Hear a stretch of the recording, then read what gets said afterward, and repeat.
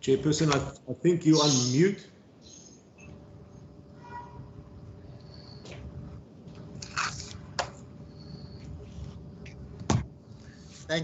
Thank you, Johan. Good morning, colleagues, and my name is Derek America. Today is the 16th of November. It is 2021. It's a Standing Committee on Local Government. We will be deliberating on the annual report of the Department of Local Government for the 2020-21 financial year. And thereafter, we will, the committee will take certain resolutions emanating from our discussions. May I welcome all the members present, and for us to proceed with the meeting, could I establish by way of introductions whether we have a quorum? Could I ask the members to introduce themselves, please?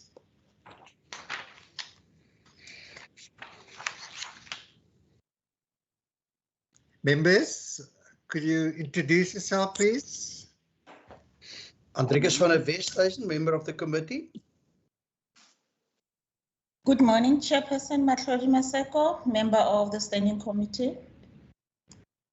Thank you. Daniel Smith, member of the committee.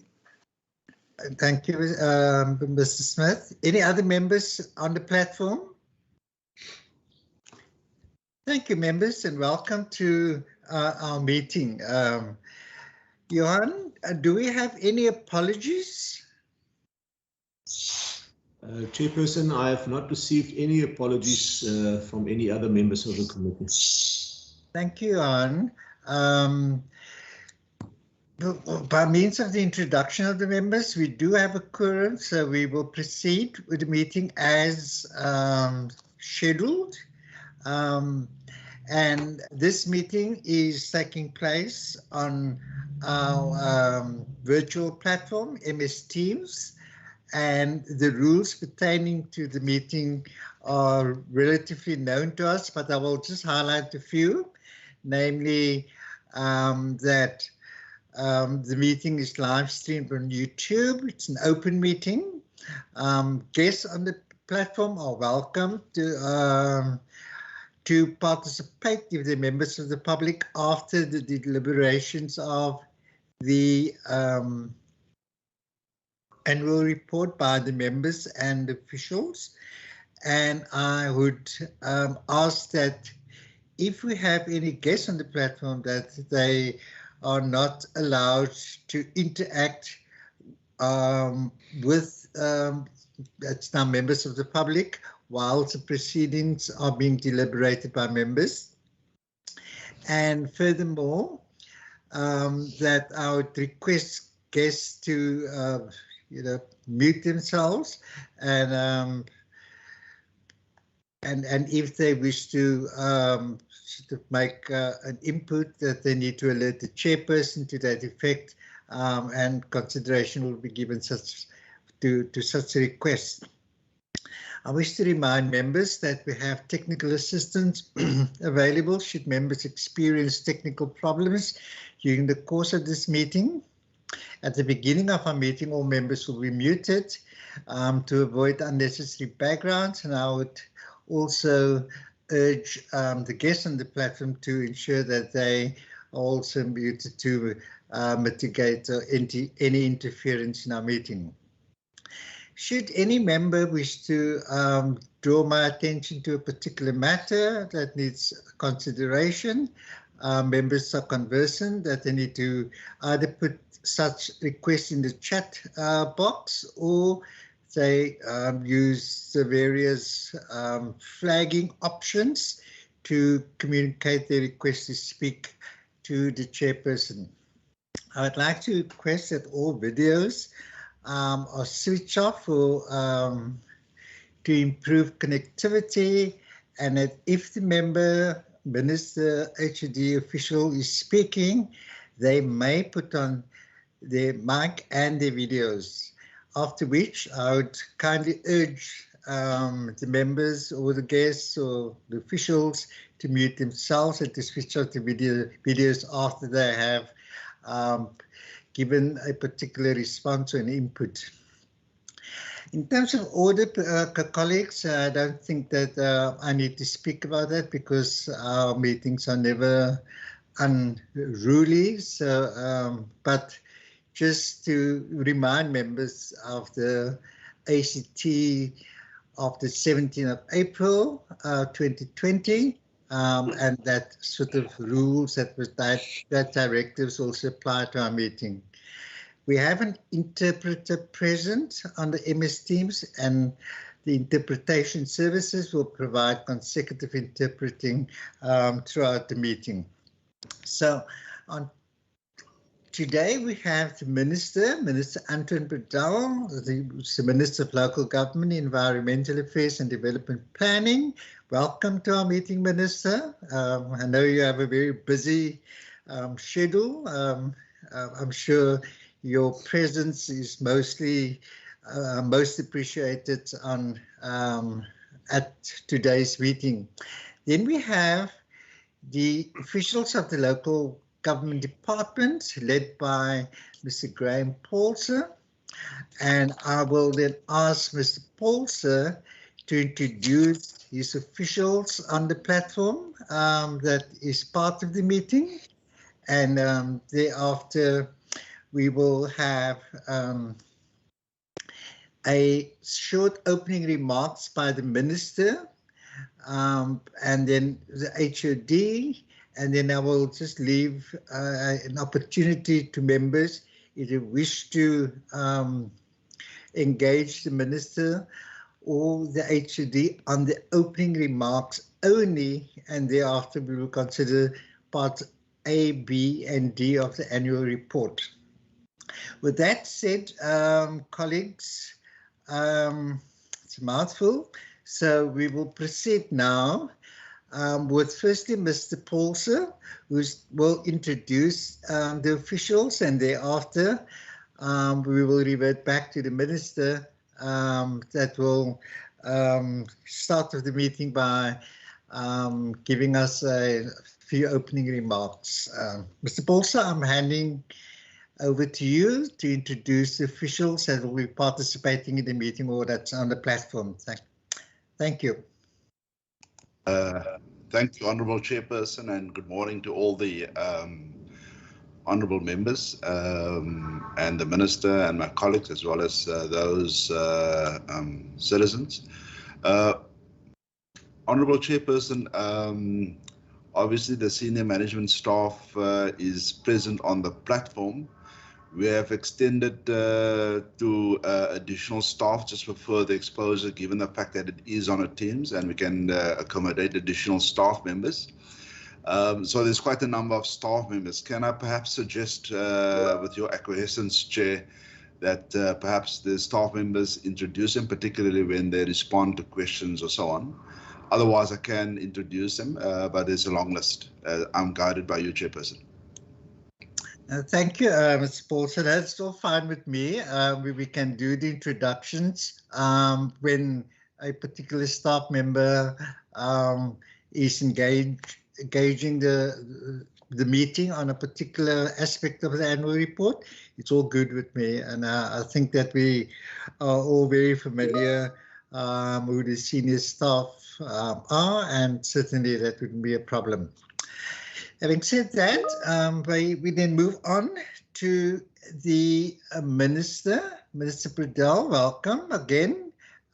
You are welcome to address the meeting, to provide us some sort of insight into the annual report, and we'll take it from there.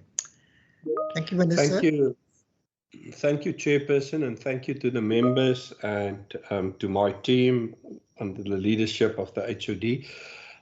Chairperson, I'm going to keep off my video for quality purposes.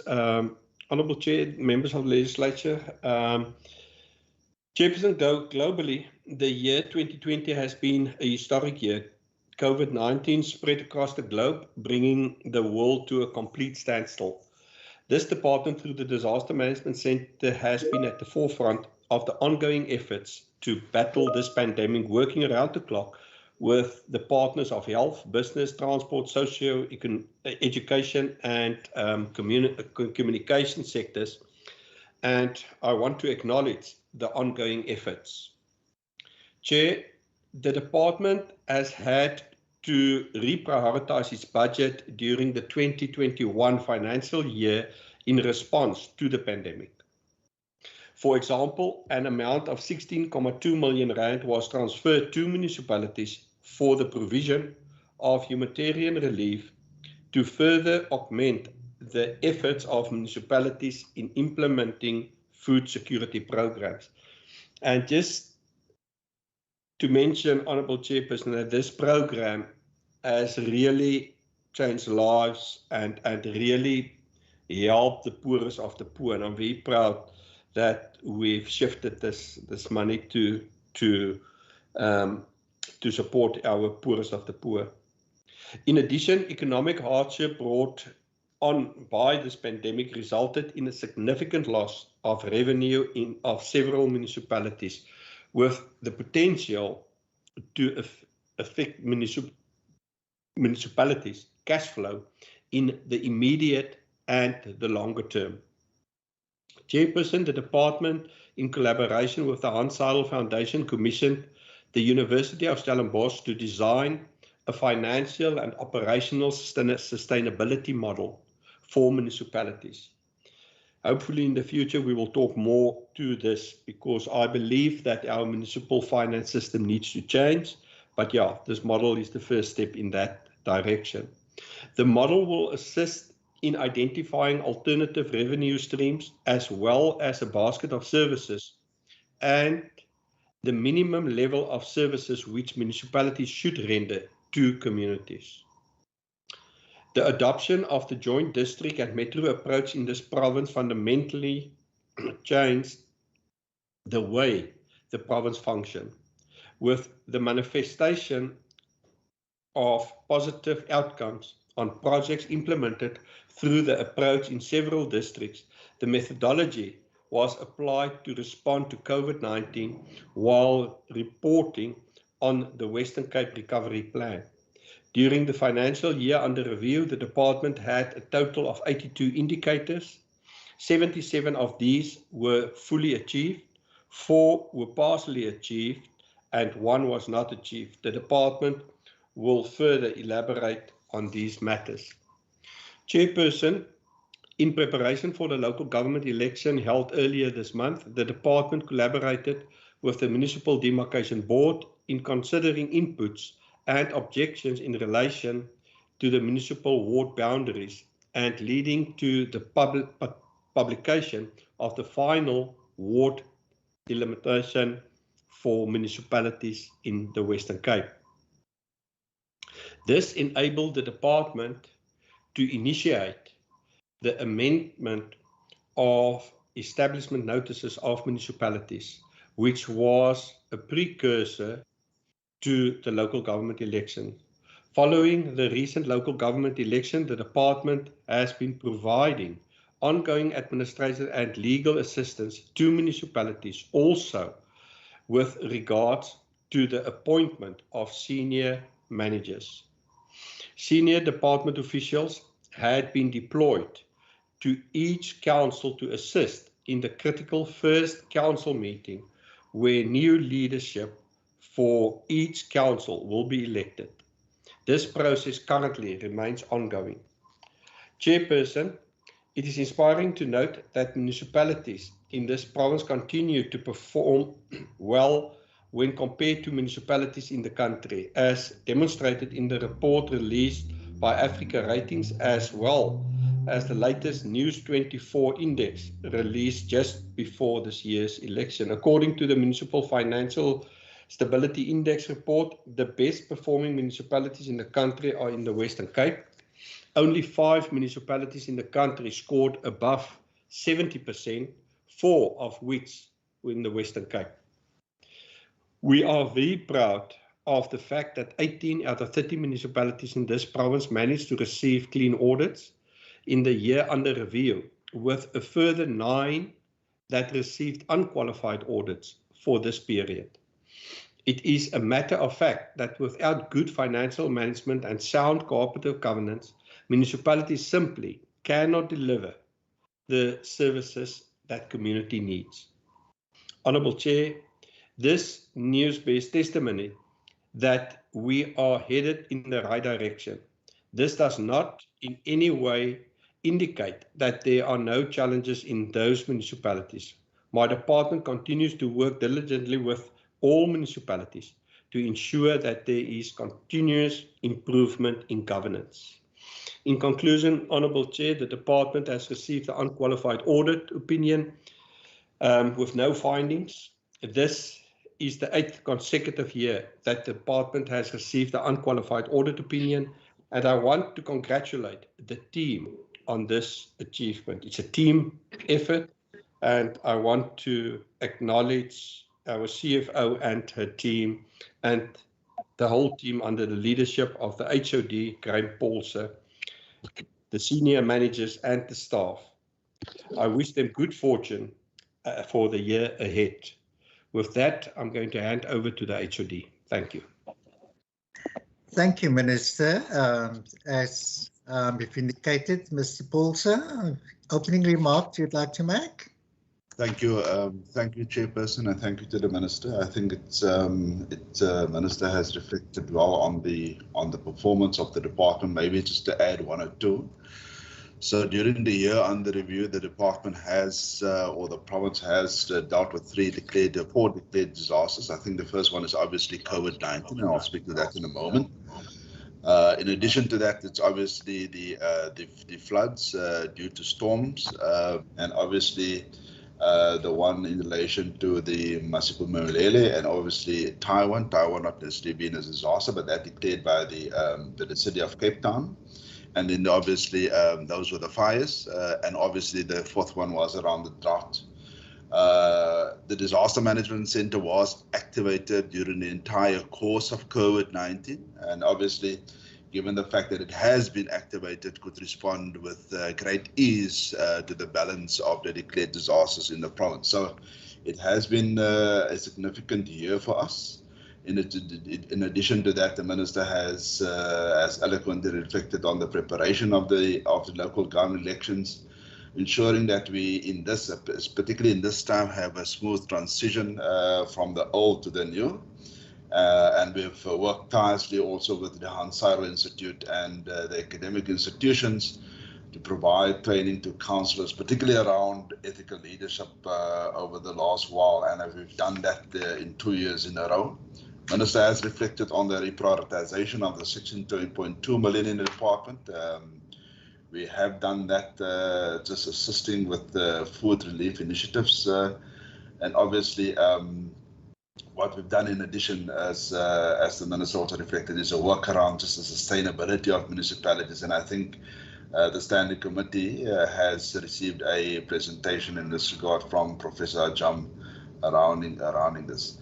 This department has played a significant role in the coordination in relation to the response to COVID-19, together with a hotspot strategy and a JDMA, facilitating a geographic response from all the districts and municipalities, as well as the city of Cape Town.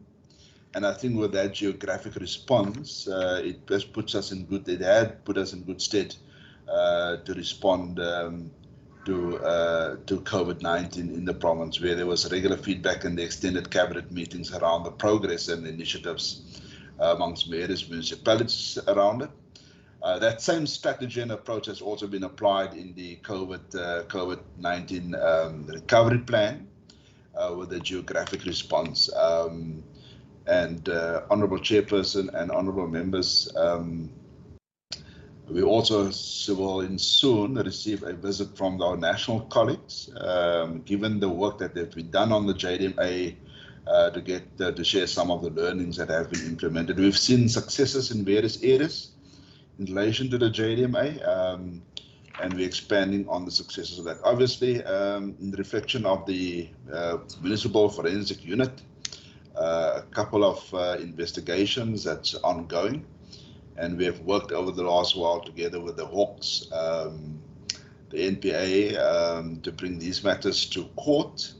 What also going forward, Chairperson, what we would want to consider is, together with the Department of Justice and Constitutional Development, do research in relation to whether we can establish municipal courts where we can consider that these matters be brought to those courts.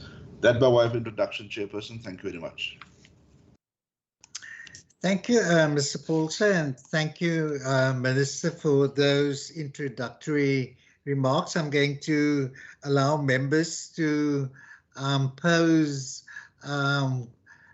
questions or comments based purely on the introductory remarks, because the details of much of your input are contained in the various parts of the annual report.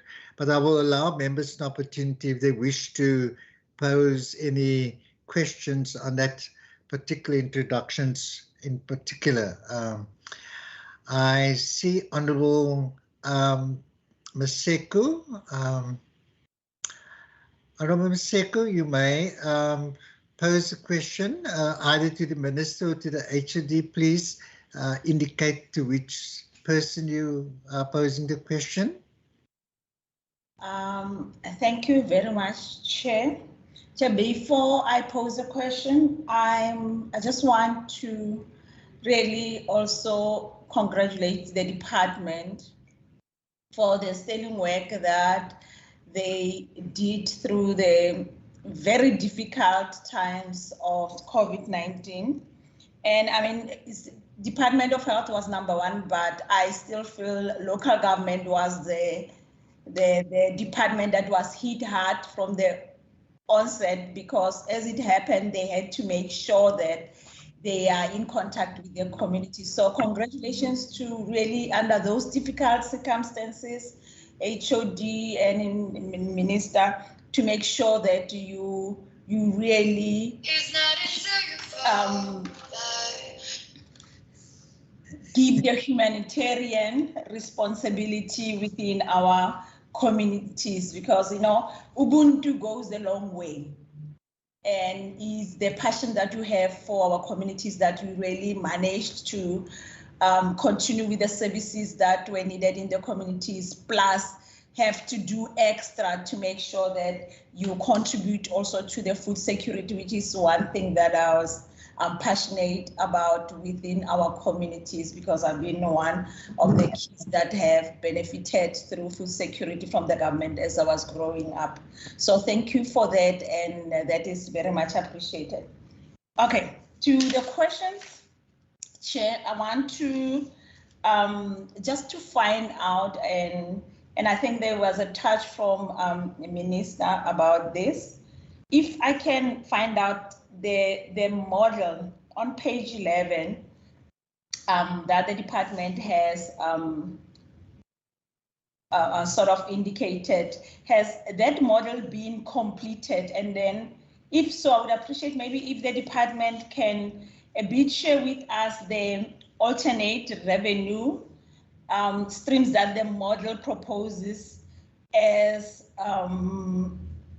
an option for financially constrained municipalities to exploit, and maybe indicate also how many municipalities you have identified to implement this model as we speak now. And if the department can indicate the minimum level of service delivery that the model proposes to the government, is that going also, you are doing that to the district municipalities or the local municipalities, or you have started with the district municipalities on that model? And I think for now, Chair, that will be the first one from me. Thank you, Honourable Ms. Seku. Also if you make reference to the page number, could you indicate whether it is on the PDF version or whether it's on the printed version, because the page numbering do differ from the two versions.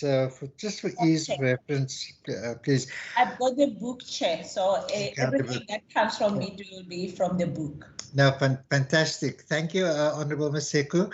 I recognize Honourable Smith. Honourable Smith. Thank you, Chair. Can you hear me? Loud and clear. Thank you. Please proceed. Thank you, Chair. No, just a quick, perhaps a follow-up question on one of the remarks or the Minister sort of touched on it. We all did understand or had a sense of what our situation will be after the local government elections in terms of coalitions, options, and all of that. What mechanism does the department have for this to manage this thing in the Western Cape? Because we have a number of our municipalities. Just based on on the fact that the minister did indicate that that the department is supporting municipalities with the establishments of council and the election of new councils and mayors and all of that. So that process, that is in process as we speak. But just to get an understanding of, is there a sort of strategy in place, Chair, when it comes to these coalition options that is there? And because, I mean, I can just think how this department is going to have to be on their toes the next year or two with these options. Thank you. Thank you, Honourable Smith. Honourable Van der Westhuizen, I recognize you. Morning, Chair, and my apologies. I've been kicked out of the meeting due to bad connectivity. Can I pose a question on Part A? Yeah, Part A, we're not there. We are just dealing with the opening remarks of, it's Part A, opening remarks of the Minister and the HOD, but you may proceed, please. Yes, thank you. Thank you, Chair. First, I would like to congratulate the department on a beautiful annual report, and again, the fact that also the AG, an independent authority, found their finances to be in order, and I'm sure that will be dealt with in the Standing Committee on Public Accounts. From my point, Chair, first, in terms of the elections that have just been concluded, I also want to wish the department well. I think there's quite a challenge in training new councillors, and I'll come the support needed by especially incoming councillors. But on Part A, Chair, on page 13, and I trust I'm also going to refer to the physical page numbers, the number at the bottom of the page. It was quite, I was delighted to read there that the HOD reported that there are no, or they didn't experience any supply chain challenges. Now, my first question is, it's almost for me too good. Sorry, there's somebody's unmuted. I think it's a Nikki Duplessis that's unmuted. And I don't think she's hearing. Thank you. Chair, that there were no supply chain challenges. My impression was that in the year under review, the department and many other departments had to move quite quickly to procure certain equipment to allow staff to work from home. And that at one stage there were problems in that the National Treasury regulations for example, certain software equipment, etc., were getting a bit outdated as they were never updated. And that in itself posed some challenges for departments to ensure that staff working from home are productively employed and that service delivery can continue. So can I just first ask, in that regard to the HOD, does it mean that they really had no challenges in that regard? And secondly, then what would in his mind then pose a challenge in terms of supply chain management procedures? Thank you.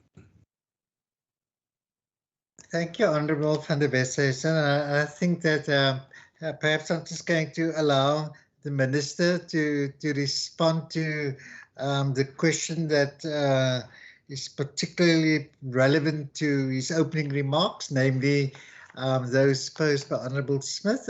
Minister, if you'd like to respond to those questions. Thank you, Honourable Chair, and thank you to the Honourable Member. Yeah,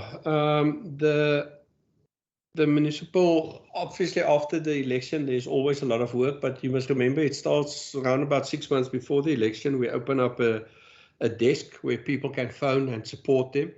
And my request to the standing committee members and to all members on this platform that please don't try and pull, and I don't say, Honourable Member De Smith, that has happened. It's actually happened on the other side.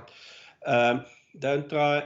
Our advice is on legal matters, on legally constitute the council within, and political parties must not try to pull the staff into giving them what they want. We, as a department, needs to promote the democracy. We need to promote the rule of law, and our advice, like it or not, will be within what, as we understand, the legal framework. So we send personnel to the municipalities to advise and to be there to advise the MM, because in some of these municipalities there's a lot of pressure on, obviously, the presiding officer, who must deal with the first item, the election of the speaker. Obviously the councils, the negotiations of coalitions is out of our domain. It's a political thing, and then the department will offer the same service to all 30 municipalities. From the department side, we need to be there for all the municipalities, irrespective of the political dispensation or the politics of the day, or we need to adhere to the will of the voters. That's what Democrats does, and the department will support the municipalities. That we're going to have some quite in-depth discussions, and that discussions will be based on how do we make our municipalities work. I'm worried about the discipline within municipalities. I've got a hard stance on municipalities not paying Eskom. I don't think there's any reason for a municipality not paying Eskom. And how are we going to keep the municipalities and the system within that discipline. So that is our role, and the team is very much hands-on. A lot of our municipalities will elect their leadership this week and next week, and then obviously we'll move on. We've got 14 days to then get everything done for the districts. So yeah, that's where we are currently. Thank you. Thank you, Minister. Mr. Palsy, is there anything else you'd like to add to what the Minister has stated?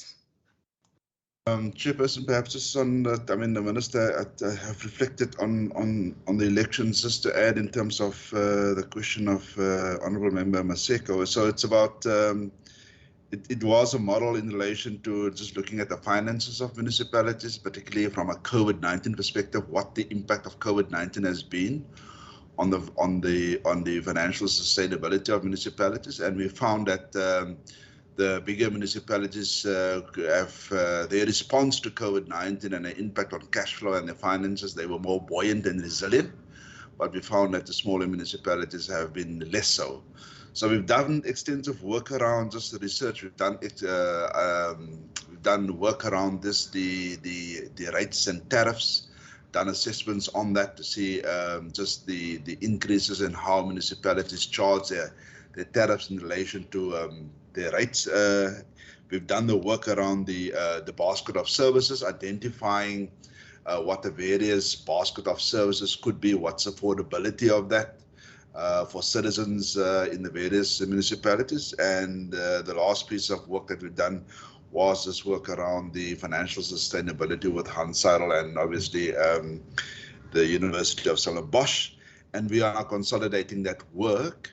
And the Minister has also raised awareness around that the financial model for municipalities must now be reviewed because increasingly municipalities are struggling in relation to their finances, given the rapid urbanization, given the population growth, and given the demand of services, basic service, whether that's water, sanitation, electricity, removal, or electricity.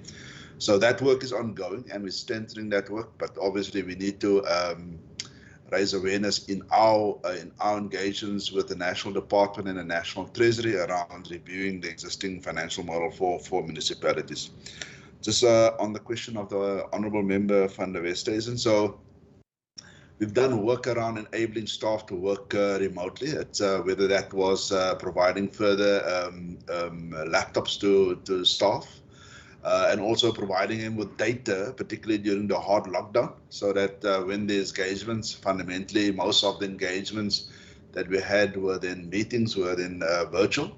And we have adopted an approach where we provide data to staff so that they can be enabled to continue with their work around it. Honourable Chairperson, from an accounting officer perspective, I'm comfortable that the key controls in relation to the supply chain is within the department, and the CFO attends to that, or together with the staff that's responsible for supply chain. And given that key controls, there's a detection that if there's anything non-compliant with laws and regulations, that has been dealt with. But it's fundamentally on the monitoring that we are comfortable, and the key controls that have been implemented, that we're comfortable that there's no challenges in relation to supply chain. Obviously, there has been purchase around PPE for COVID-19, and based on that, there's a monthly report that goes to that goes also to the Treasury. To get an understanding of what's the procurement around PPE for the department, and what are some of the commitments. And that has also been reported at a regular interval to see what is the department spending on just making the work environment in the event that the staff is back at the office safe, whether that's sanitizers or just keeping a remote distance, a distance from one another. So we report also from that to the Provincial Treasury Chairperson. But from accounting officer perspective, I'm comfortable that all the key controls in relation to supply chain are in place. Thank you. Thank you, Mr. Paulser, and thank you, Minister, for your responses. I think that slowly we just, morphed into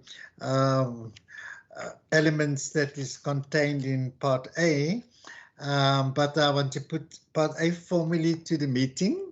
The hard copy is from page 5 to 20, and the PDF copy from pages 7 to 22. So if members do have additional questions with regard to Part A, you may pose those questions. Any additional questions? Part A?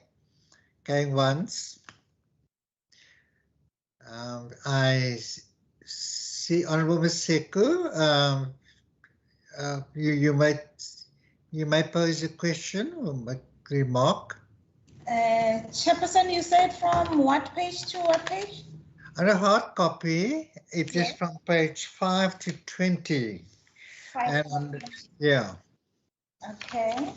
And I'd also like to ask members just to, when they do pose a question, is that they make reference to the page number, if possible, that is relevant to the question that they're posing. Thank you. Honourable Seki, you may proceed. Thank you very much, Chair. Chair, on page 20, on the organizational structure, I just want to find out from the department, and I think it's my gospel sometimes year by year that we have very exceptional women in this province. Is there a system also within the department where they are trying to make sure that the organizational structure have the gender representation to maybe work towards the 50-50, to have more women that are representing us up there? Or there is a difficulty if they hire together women that are taking the government salary with the qualifications that are needed for those positions? So what is the challenge for this organizational structure to look different than it looks now? Thank you, Chair. Thank you, Honourable Ms. Seku. Honourable Smith, I recognize you. Thank you, Chairperson. I am on physical page 26. Can I continue, Chair? No. Page 26, Honourable Smith, that's on part B. So we'll be dealing with that after we've concluded with part A. Thank you, Chair. I'm under your guidance. Thank you. No, for sure. Thank you. I'll take your question then. Welcome, Honourable Makamba Boyche. I recognize you. You may pose a question. Okay, thank you, Chairperson, and greetings to all in the meeting.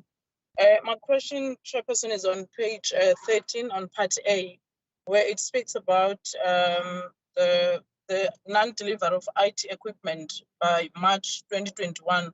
So I want to find out from the department what were the reasons provided by the supplier for not delivering on that IT equipment. Thank you, Chair.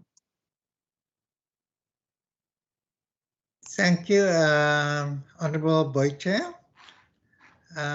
Any other member would like to pose a question? Chair, I forgot one question that Sure. Please proceed, Honourable Maseko.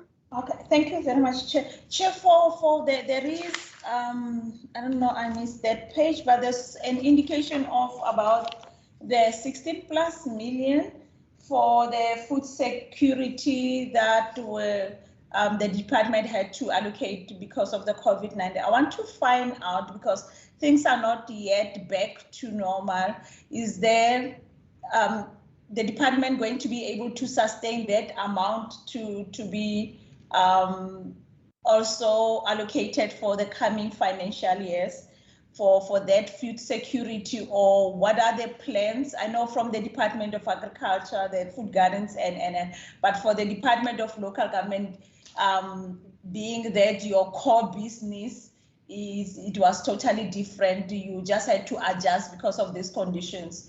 Are you going to be able to sustain it? And if you're not going to be able to sustain it, and there is expectations from the communities that maybe something can come from the department, how are you going to try to mitigate or manage that to replace that issue of the food security within the municipalities? Because, you know, our communities, once we implement something, the expectations just grows from bound to bound. So we have to say, how do we communicate for them to make sure that they do understand there are sometimes difficult circumstances, and sometimes we have to change the things that we do, but always for the sake for our communities. Thank you, Chair. Thank you, Honourable Maseko. Honourable Smith, is that an old or legacy hand, or you have a question pertaining to Part A? I take it it's legacy hand. Thank you. Mr. Paul, sir, I think those. Thank you, Chairperson. Please respond, or your officials. Yeah. Thank you. So just, I'm going to ask Bhavna just to respond to the non-delivery of IT equipment on page 13, please, and then perhaps just respond to Honourable Maseko's question on the organizational structure. Yeah, on the senior management level, all the posts are currently filled. And as posts become vacant, obviously there's a consideration around 50% representation. So there's also a balanced approach in terms of getting 50% representation of gender into the management, but also looking at the equity, taking that also into consideration. But from our side, as the accounting officer and head of department, honourable chairperson, that is what I will look at when the senior management posts become vacant, because we are also asked questions from the Department of Public Service Administration around our efforts to get gender balance in gender in terms of 50%, 50 on the management level. Just in relation to the question of Honourable Member Maseko on the 16.2 million, so that has been a reprioritization within the department during the year under review, and we could actually, through a due diligence process, allocate my funding to municipalities to assist with some of the humanitarian relief initiatives. We haven't had a similar, well, we haven't had a similar amount in this year that we are in at the moment. My understanding is that the Department of Social Development received a 25 million for a similar efforts in terms of humanitarian relief, and that's why it hasn't been duplicated this year.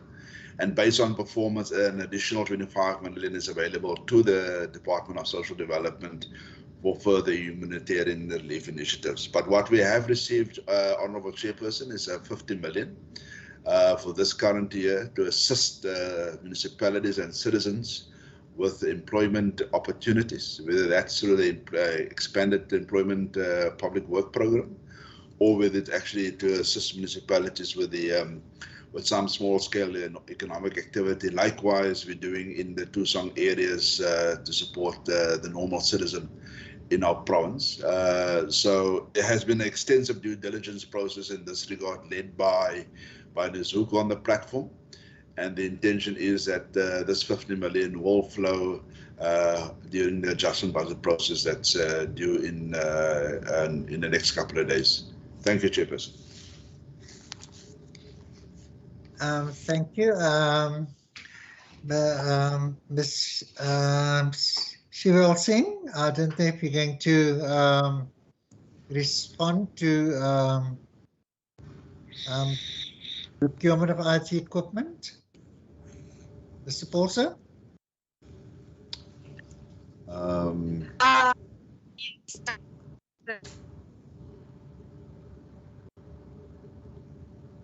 Hear me? Bhavna, I think you're breaking up a bit, you're intermittent. Is this any better? That's a bit better.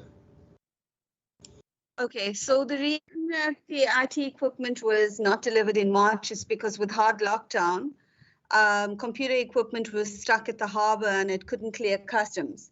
So it was delivered in April and paid for in April, May, and it was distributed to the staff accordingly. Thank you, Ms. Shivil Singh. Honourable Maseko, you'd like to pose a follow-up question? Please proceed. Yeah, it's just a quick one to the HOD that in his response, he mentioned the social development. Are they going to be part of the JDMA because it was working wonderful in the municipalities, or they've got their own thing that are doing separately?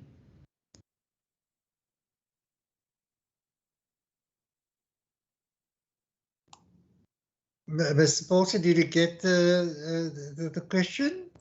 Yes, Chairperson, I think that department's got a different approach on it. They also fund NGOs and NPOs as well as municipalities. So I don't have knowledge at this point in time about what their existing approach is on the funding that they got for the humanitarian relief initiatives. Fundamentally, they also are being assisted and by NGOs, given the fact that they work closely with NGOs in the different communities. Chairperson, thank you. Thank you, Mr. Paulson. Mr. Paulson, I don't know if you've responded to the question posed by the Honourable Boite. Chairperson, we have, it was the non-delivery of IT equipment. The CFO Bhavna has responded. Okay, thank you. So I just missed that by now. Thank you so much, sir. Any other further questions on part A, members? In the absence of further questions, I conclude deliberations on part A. Right, Jan, are there any members on the of the public on the platform would like to pose a question in relation to part A? Chairperson, I'm not aware of any members of the public. We would normally conclude first with the department on all three parts and then allow public at the end. Okay, but you're welcome to follow the procedure you wish to, sir. No, okay, but anyway, we will. You can establish in the meantime during the course of the meeting whether we have any members on the public on the platform, and then we will give them an opportunity, if there are any, to ask questions after we concluded part D. Okay. Okay, colleagues. That said, I put to the meeting part B of the annual report. The hard copy from pages 21 to 76. And on the PDF copy that some of us may be using, from pages 23 to 78. That's part B, and it relates to the performance of the department and its various programs. And Honourable Smith, I'm going to give you a first opportunity to pose your questions, and then we have Honourable van der Westhuizen, and then Honourable Maseko, and then we will get responses, and Honourable Boytier, and then we will, have another round if there are any, because I'm sure there will be many, and then we can take it from there. Thank you, Honourable Smith. You recognize. Thank you, Chairperson.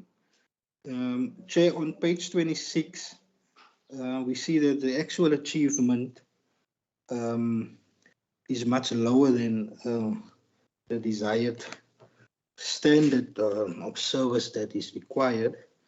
We can understand that services can really be delivered only on a lockdown level 1, really, but it's these communities that especially need the government services during these tough times, and I'm referring to the Tusong outreach services. Has the department been in any way innovative or come up with contingency plans to ensure that government services to these communities which desperately need them? Yeah, that's the question on page 26.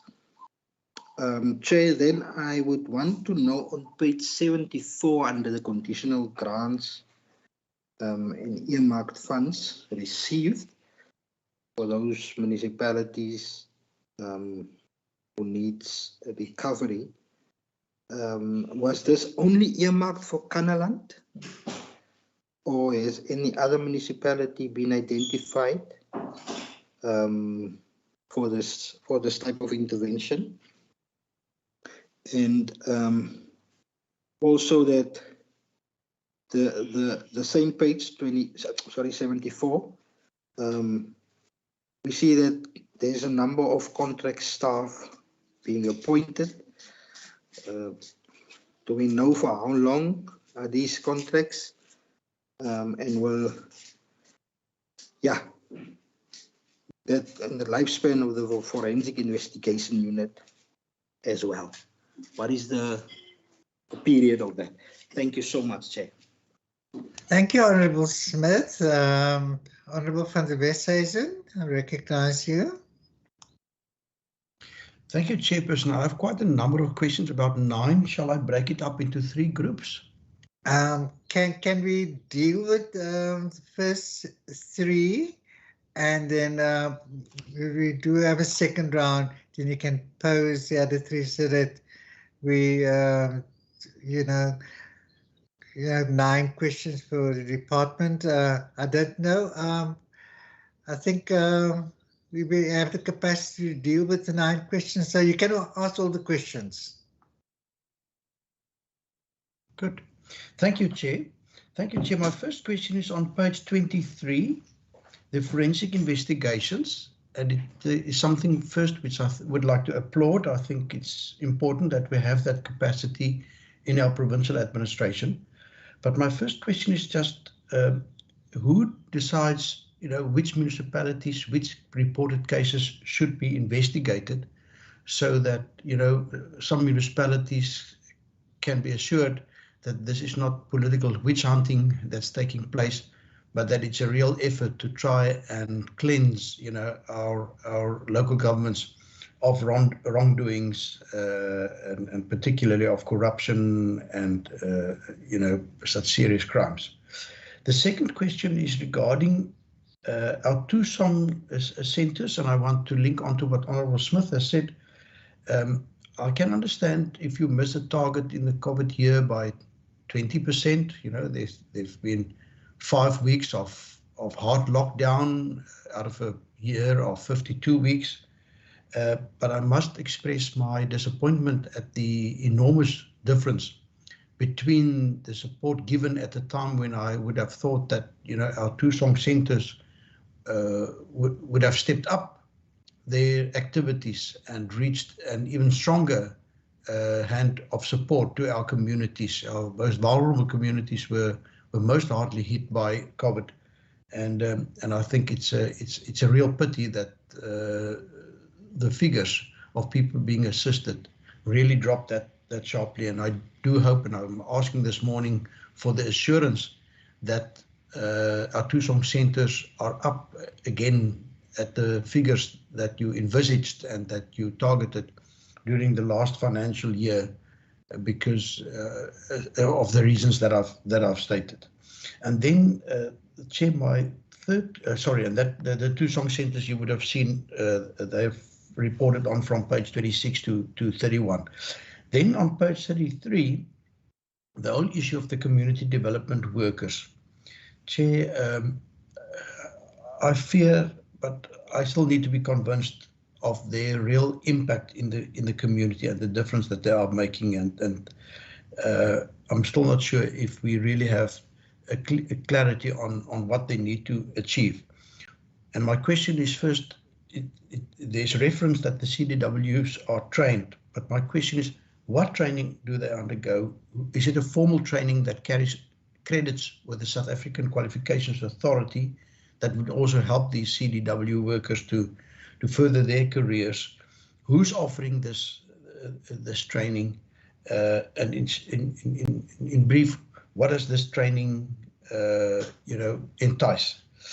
And for example, I see there on page 38, it says that they are all conversant in at least one official language. Now, in a country with numerous languages, I would have thought that public officials should be at least able to express themselves and help the public in at least 2 of the official languages, particularly 2 of this particular province. Why are you setting that target or bar so low that you only that you report that they are able to converse in one of the official languages? I just find that a little bit below par. Thank you, Chair. My other questions will follow. Thank you.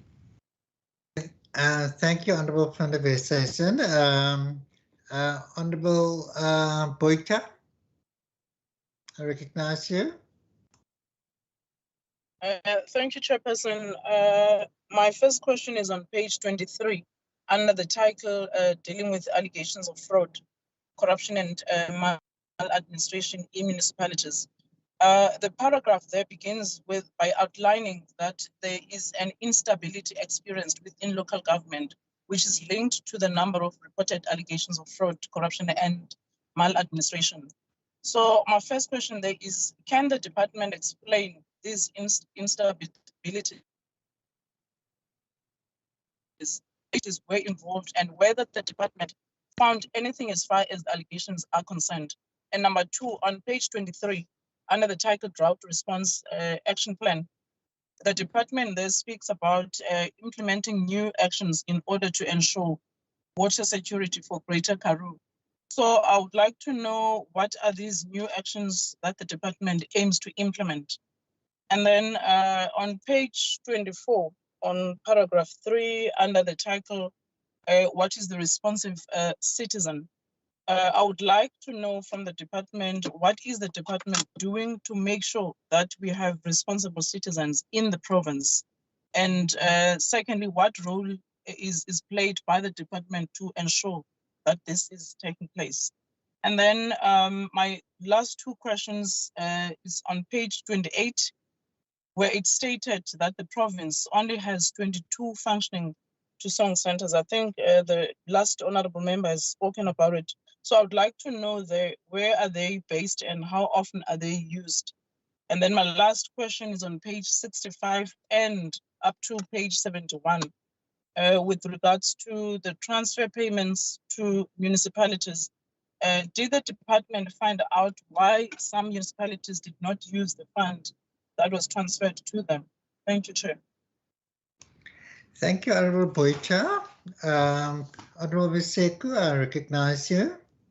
Thank you, Chair. Just a short one. I think the members have covered me with a lot of questions. I just want to find out in the performance information, the department's VIPs, the Vision Inspired Priorities, as outlined in the 2020 to 2024, the Provincial Strategic Plan and the Strategic Plan. Now, when you note the most recent PSPs, the Provincial Strategic Plan, unlike the from 2014 to 2019 PSP, there were set targets, but I don't see now that you have any, you specify the concrete targets for the strategic interventions that can be included in the VIPs. So I want to find out, is the COVID that has made some of the changes that you didn't specify the targets for some of the programs in some of the sub-programs within this financial year on the output performance indicators, or what are the reasons? Did you have to restructure your targets, or what is it that has made the department not to do that? And if you look at the, I'm sorry, Chair, just the last one, on there's a zero asset care program designed for municipalities on the sub-program of 2021 on the output performance indicators. Now, I want to find out, I think we had an engagement where we were talking about the assets of the municipalities where we can maximize for economic development, for revenue generation, and so I want to find out if maybe we are going to see something different for the coming financial year, because, and I remember I even made an example of the Diabates Group that they do have some assets in the Diabates Group Dam, which now they are being vandalized and they're not doing anything, and I feel like they can generate revenue with it. So are we going to see something that is different, and as the department going to set the target to really look at the assets in different municipalities where they can maximize for economic development, looking at what is happening with the COVID-19, that a lot of people in the communities have lost their jobs, that maybe they can do something to use those assets in creating jobs also. Thank you, Chair. Thank you, Honourable Ms. Seku. I'm going to open up a second round. So I'm going to ask the department to respond to the questions posed during this first round. Mr. Paulson, you can allocate and disperse the responses to your various officials, and I'm handing over to you. Thank you, Chairperson. I'm going to ask Nazuka and her team just to reflect on the Tusong centers, the CDWs, and also the questions around strengthening the citizen interface and what we're doing around that. And then I'm going to ask Eda just to reflect on the forensic investigations, the drought response plan, and Bhavna perhaps on the transfer payments. What are some of the reasons? And I think the CDs can also add to that, please. And then Honourable Chairperson, perhaps Albert, just on the just the targets as explained by Honourable Member Maseko, and then Eda, maybe the work around the assets of municipalities between you and Marius, please. And Chairperson, I will then add if necessary. Thank you very much. Thank you. Honorable Chair, apologies, Nozuko Zamkaka, may I go? You may go, Nazuko. Thank you, Honorable Chair. I'll field the questions in relation to the CDWs as well as the Tusong program, and Monet will also add on the Tusong program. So perhaps let me start with the Tusong program and just give the context which we've shared previously in the QPR engagement with the Standing Committee. During what we usually set as a target, if I go back to the information on the service delivery implementation plan, what we generally have over the years achieved in the Tusong program in terms of services which are accessed through the center is generally over 1 million. Now, in this particular year, the previous financial year before COVID, the number of services that had been accessed was about just over 1.3 million. And for the COVID year, before we knew what was happening, we set about 1.2 million, given the current resources that we have in terms of our budget. Now, those figures are informed by the services that are accessed through the Tusong service centers. And I'll double this with the other question that's been asked by the other member, and that's in relation to the number of Tusong centers that we have in the province. In each municipality, we have Tusong centers and Tusong satellite centers. So the information that is on the SDIP talks to the Tusong service center, which is where we have a fully fledged center where the various government departments led by the 4 anchor departments, which is Labour, SASSA, Home Affairs, and I forgot the 4th one. Monet, you remind me of the 4th department, but other departments also being in the same particular center. Those we refer to them as Tusong centers, fully functioning Tusong centers. And then we also have satellite centers, which have scheduled services. Now, between the Tusong centers and the satellite centers, we have them in all municipalities except 2. And those 2, it's Neisner as well as Stellenbosch being the only ones that do not necessarily have Tusong service centers or the satellite centers. So in terms of the numbers that we achieved, so in the COVID period, the Tusong service centers were closed up until June, because some of the municipalities were using the Tusong centers as shelters for the homeless. So only from June, some started in the beginning of June, some towards the middle June, only then were the Tusong service centers actually opened. And people could be able to access the services through the centers because they were used for other purposes. And we had to assist through Monet Pretorius and his team on the Tusong team to reopen the centers quite safely. And a number of some departments, whether national departments, most of them national departments, were not necessarily able at level 4 to return back, because if you recall, the services actually came back, government services actually came back fully from level 3. Now, the second component of how we contribute towards the services on Tusong centers is on the outreach program. Now, with outreaches, we had to sit down and look at how we would be able to safely reopen outreaches in communities, given the large numbers of people that go to outreaches. And we could only safely do that when we got to level 1. So every time we moved from level to the different levels, we had to stop the outreaches because we're very concerned about infections.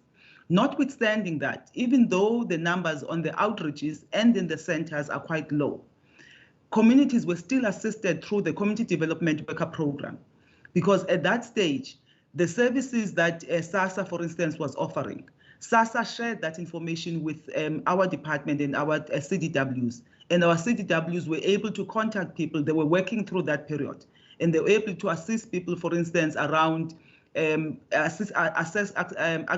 the food relief, but also the 350 rand amount. But you're not necessarily going to see that because it is covered as part of the support services that CDWs actually offer. If I then quickly go through the CDWs in general, the CDWs are employees of the department. They are appointed in line with the Public Service Act. They are governed by the Code of Conduct of Government Employees. There is a minimum requirement. They are employed at level 6, and the supervisors are employed at level 8. So there's a minimum requirement in terms of their job description of what, in terms of educational requirement, but also experience which is required. But over and above that, as any employee of government would do, they also do attend training that is rendered by the department. A couple of years ago, I don't have the information offhand, we sourced funding, I think it was about 4 years or so ago, we sourced funding through the local government SETA. We submitted a proposal so that we could specifically target the training of all the Tusong Service Center. So we've also gone over and above what they are required in terms of their own training when they are appointed as public servants. So we dealt with a range of issues around the Batupile principles, how do they manage projects, there are issues around monitoring and evaluation, issues around strengthening their communication, and a range of other issues that we've dealt with. That is over and above the training, which they also source as normal employees, as I would also attend any training program. So, Chair, in overall, notwithstanding that the numbers may be low on the Tusong service centers, but on the other component, it's in relation to the services also accessed through the centers. Just a question around the issue of language. That's actually not CDWs. That one is for Tusong center outreaches. In an outreach, we are sensitive to the fact that there are outreaches which we go and render in a Xhosa speaking area, or we render where the area is predominantly Afrikaans. Now the officials, they speak, we make sure that in those areas, the officials are able to speak the local language. So when we say at least one language, it is that local language. So all officials are able to converse in English. But if we're going to farms, for instance, we are sensitive that we need to ensure that there's at least a couple of officials who will be able to speak Afrikaans, so that the people can then converse with people in those areas. In the same way, when we go to an area that has Xhosa dominant people, we will still have the English speaking people, but in addition, we will have to make sure that at least we have 1 or 2 officials that are able to speak the Xhosa language or any of the other local languages that, any of the 3 languages within the Western Cape. So thank you, Chair. Thank you, Noziku. Support, sir. Thanks, Chairperson. Can I ask us Ira to respond to the forensic services and the drought response action plan? Ira and Marius. Thank you, HOD. Good morning, Chairperson and honourable members. Just, I will answer a few of the questions and then Marius will come in to answer a few of them. Just to quickly look at the interventions grant. So the interventions grant is a grant that comes from the National Treasury that was gazetted this year, which we are reporting on for the first year. Ourselves and the Provincial Treasury each got a section of that grant. It was gazetted by the National Treasury with very specific conditions. And that conditions included that you can only support a municipality where there is a formal intervention in terms of Section 139 of the Constitution underway. So for that reason, it is that grant could only be utilized at the Kanaland municipality at the time. So correctly, as the member indicated, that was linked to the conditions of the grant. Then just to look at the specific unit that the department has established, we received 3 years of funding from the Provincial Treasury, and that is to build and start building a team and also capacity that can look in a dedicated way into allegations that we are receiving from the community. This funding is ring-fenced and can only be used for this purpose. And currently we have on a contract basis 2 deputy directors and 2 ASDs that are on year contracts, 1-year contracts. Just to indicate to the honourable members that these year contracts are in line with the PPSA regulations. So we cannot go beyond a year, even though the funding is there for 3 years, which means that we will have to re-advertise at the end of year 1, going into year 2 and year 3. But that is for us to enable us to comply with the PPSA regulations. And then just also to indicate to the honourable member from the Mesthuizen which of the reported cases are investigated. So every single allegation that is received by the department must be assessed by this team and is also assessed by this team. So this team is professional colleagues that are registered in their own space. They are all professional investigators by trade and also by training. And what they do is they do certain assessments on the allegations that we receive. They collect information from the whistleblowers, but also from the municipalities and all other parties involved. After undertaking the assessment, and there is a reasonable belief that there is a case for fraud, corruption, and maladministration, then what happens is the process is formalized in terms of starting the Section 106 process in terms of the Systems Act, where the matter is then formally investigated. Now, this process is legally quite prescriptive. We have our own Western Cape Act that we have to follow. So the first steps is that we start with the Section 5 letter in terms of the Western Cape Monitoring and Support Act.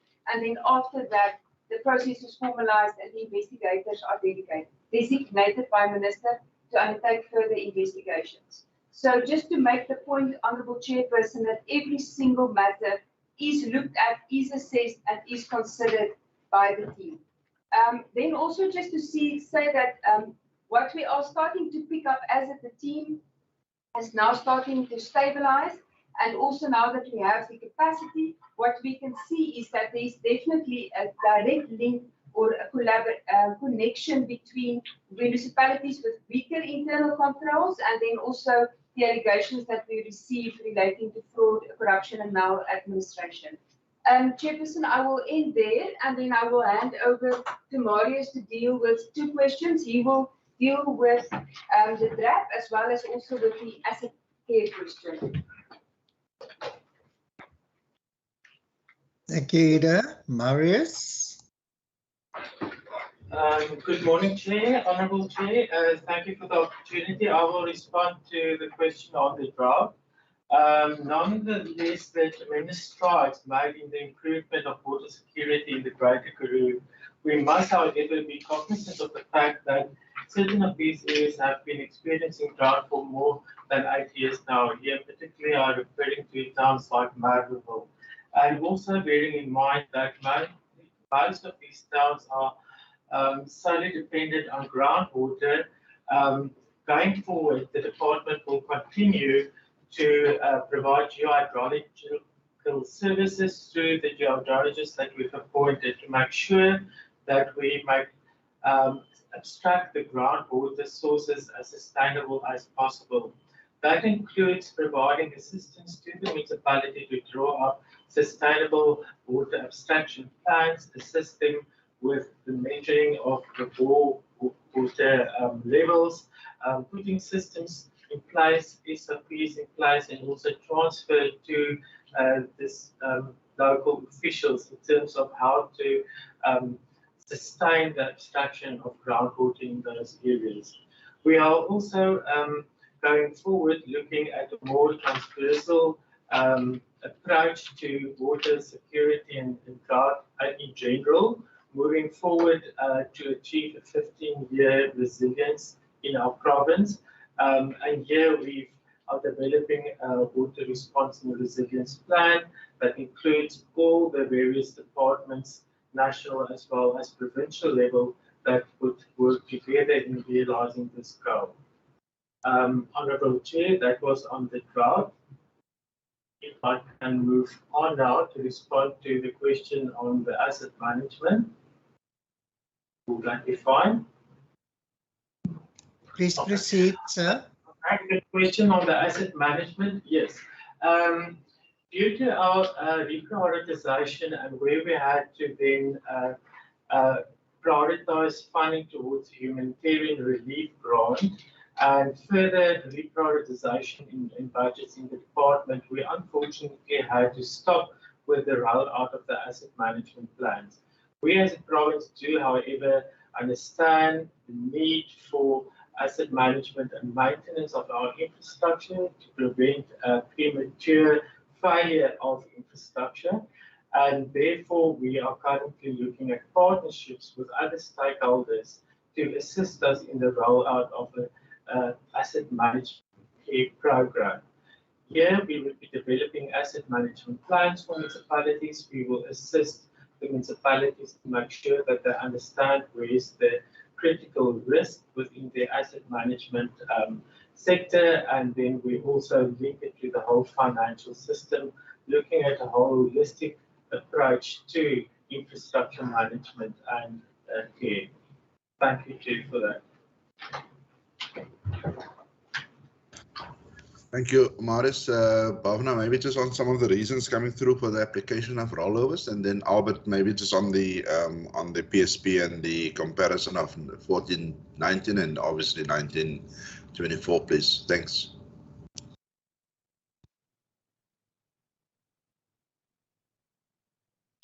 Thanks. So the reason for the rollovers, well, one of them was for the IT equipment. And that was because it was paid in the new financial year instead of in the old financial year, although the order was placed and commitments were in place. And the same is applicable on the other rollover. Thanks. Thank you.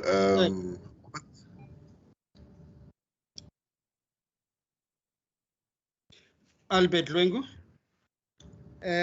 Thank you, Chair. My question is going to relate to what Member Honorable Maseko was asking in terms of the relationship between this particular plan and alignment with the Provincial Strategic Plan 2019-2024. If I can just narrate a little bit in terms of how we do our planning. Each time when we do the annual performance plan, of course, the performance plan related to this particular report would be the annual performance plan 2020-2021. And in that particular plan, you will see there are 3 levels where we have to do alignment. First, we do alignment at national level, where we're looking at the MTSF. And then we do alignment in terms of the current provincial strategic plan. And the 3rd level is in terms of municipal priorities. Just to indicate in terms of the provincial strategic plan, each year we then indicate what are the programs that we will be doing. We go back into our APP and we look at our targets and indicators and then indicate what will contribute to each of the 5 VIPs. Now, if Member Maseko can just quickly highlight in terms of the APP, because you might not have that right now. When you go back, you will check in your APP, annual performance plan, if you have it, 2020-21. Which this report relates to. On page 21, we've indicated exactly what the 5 priorities are in the province in terms of the strategic plan. And of course, currently we're talking about the Western Cape Recovery Plan as well. Under those 5 priorities, you will see that the department indicated what its contribution would be. And most of those indicators, Chair, are the ones that we're talking to right now that we are reporting to. For instance, we're talking about the CDAF program, which is part of growth and jobs that we've indicated that it will be. We'll be talking about risk and vulnerability assessments. That is part of safe and cohesive communities. We're talking in terms of the community development worker programs, the the assistance that we provide. That is part of the substance abuse and prevention awareness initiatives that we are doing in communities. That is part of safe and cohesive communities. And I mean, we're talking also about the drought response action plan, which is part of what the department indicated that they will do for the strategic plan. Also the JDMA chair, that's part of those things that we said we will do. And then you will have governance and transformation, which is actually the work that we do around building institutional capacity to strengthen and maintain governance in municipalities. So basically that work is tailored to align to the provincial strategic plan, but in terms of reporting, it's the departmental responsibility to report on those particular. So you'll find it across all the three programs in the department. Thank you, Chair. Thank you, Albert. Mr. Bolter, back to you. I'm comfortable, Chairperson. I think all the questions have been answered, unless there's further follow-ups. Thanks, Chairperson, Honourable Chairperson. Thank you, Mr. Bolter. Colleagues, any follow-up questions with regard to the responses that you have received? I recognize Honourable Boycha and then Honourable van der Westhuizen, and thereafter Honourable Smith, in that order. Honourable Boycha. Thank you very much, Chairperson. My first follow-up question is on the response by the Department Nozuko pertaining to the issue of Tusong operations. So one of the questions that I didn't hear is the issue of how often are these, how are the services rendered at Tusong centers are being monitored, and are there any key performance appraisal or scorecards that are in place to monitor if these Tusong centers are, and what are the key performance appraisals, if there is any? Honourable Wojtek, you have sort of broken up a little. Can you just repeat the question? Am I audible? Am I audible now, Chairperson? Yes, you are. Thank you. Please proceed. And you repeat the question, please. Okay, my question, follow-up, Chairperson, is on the issue of the Tusong Center. I wanted to know how often are these Tusong centers operating? And number two, how are they, their services that are rendered in those Tusong centers being monitored in terms of whether they are being beneficiary to the community and whether there are any key performance appraisal scorecards that are in place to make sure that the service that are rendered, they are effective. And if there are any, can the department tell us what are those key performance appraisals? And number two, my follow-up question is on the issue of the rollover. I'm not satisfied with the response there specifically with regards to the issue of the IT equipment, because earlier on the department said the reason why the IT equipment was not delivered on time, it was based on the fact that there was an issue of the stock was stuck at the storage warehouse due to COVID and so forth. But now when we ask the question of the rollover, we are told that one of the things is because the IT equipment was paid on the new financial year. So I want to understand that part between the storage and the payment. When was it paid? Was it not paid on the financial year while it was delayed at the storage? So I want clarity on that. Sure, thank you. Thank you, Honourable Boycha. Honourable van der Westhuizen, any follow-up questions before you pose new questions? Let's deal with follow-ups first. Thank you, Chair. Chair, I didn't hear the response when it came to the training of CDWs as to whether the training is credit-bearing, whether any of those training programs are registered with the South African Qualifications Authority and appear on the National Qualifications Framework.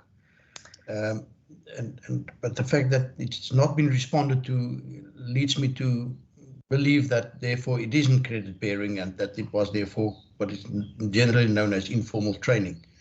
The second one links onto the forensic investigations again, Chair. And it's really an effort from our side to perhaps assist if needed. Does the forensic investigation unit have any powers to seize documents or to force the handing over of documents or to force people to respond to any of their questions? Or is this just something that is a bit, can I again say, at the mercy of the cooperation of the municipality concerned? Thank you. Thank you, Honourable van der Westhuizen. Honourable Smith, any follow-ups and new questions? Thank you, Chairperson. Can I just check on page 74 again? If the staff are being contracted, in terms of the, can you hear me, Chair?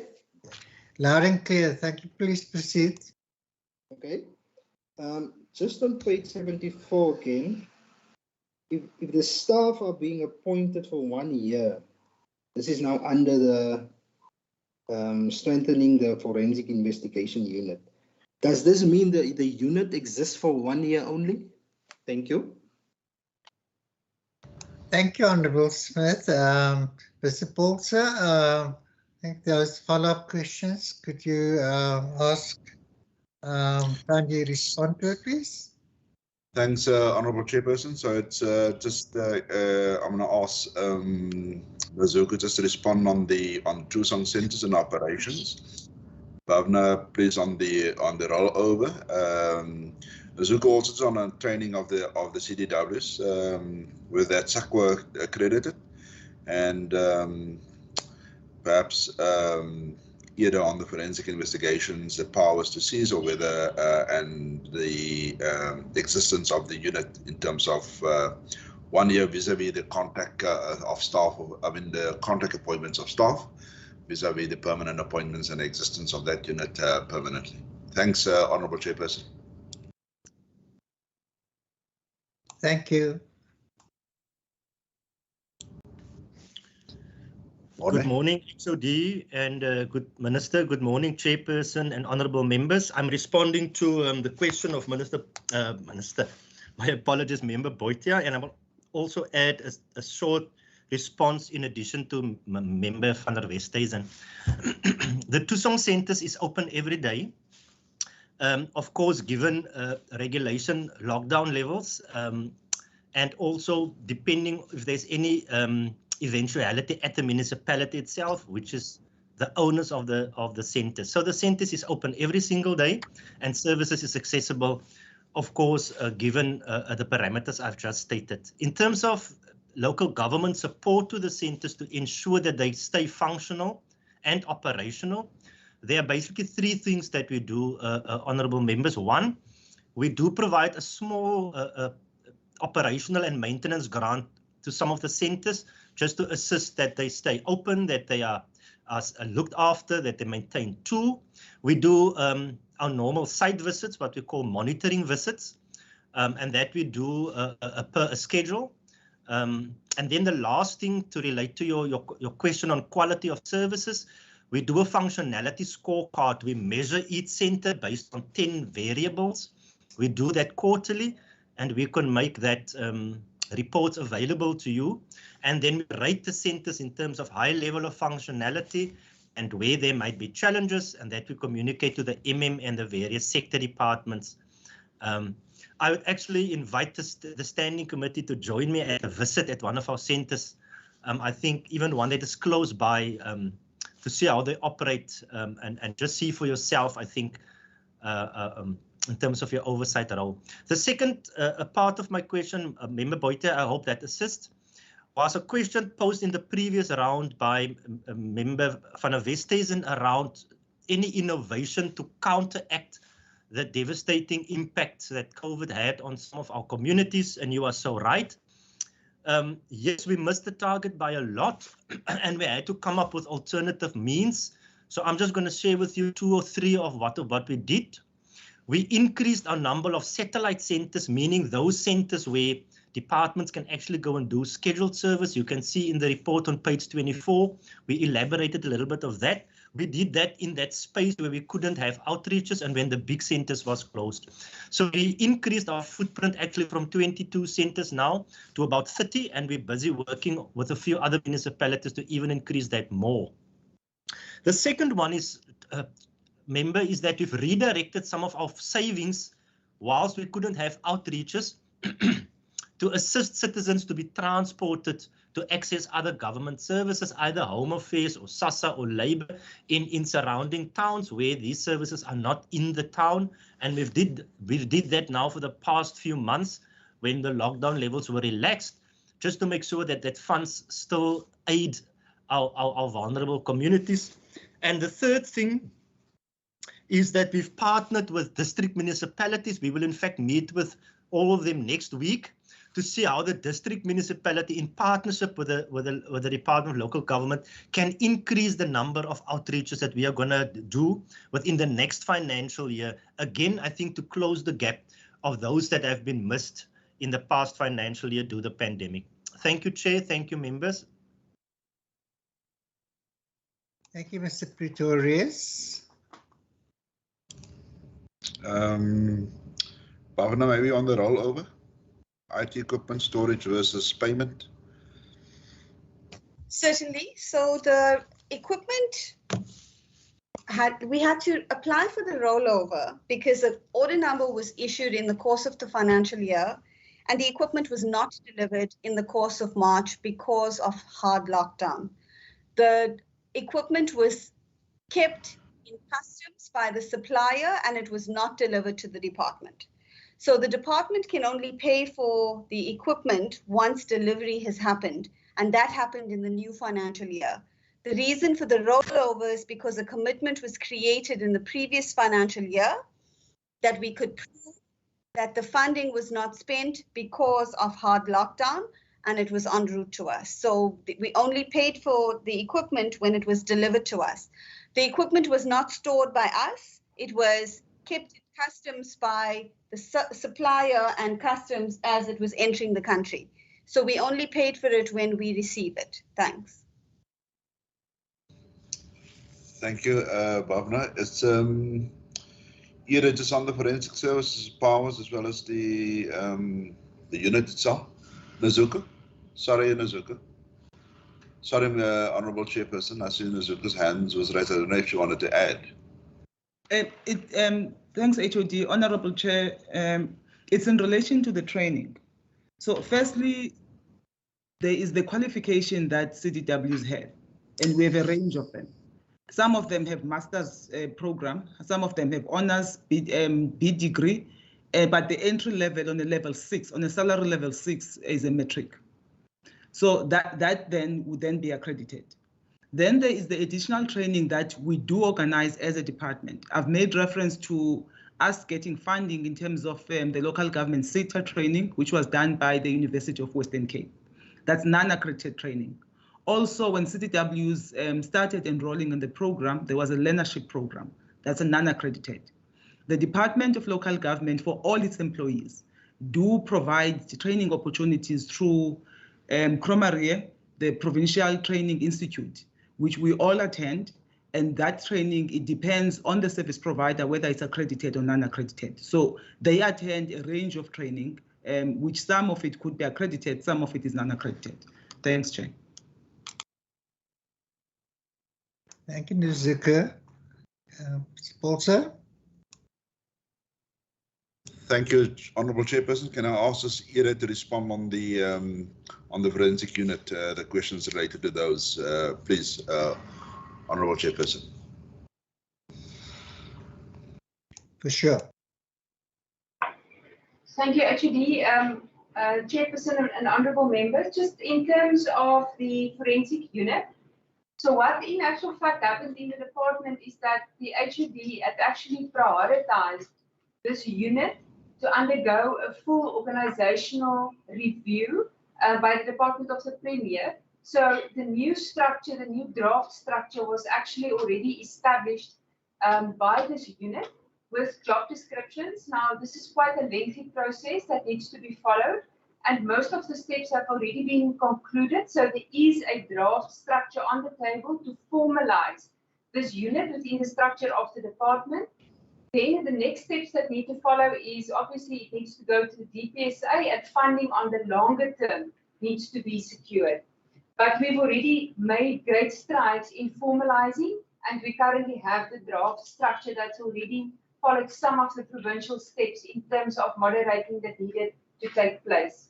So in practice, what happens is the contract posts that we currently have, we are currently carrying against these newly established posts, but are currently still sitting in our draft structure.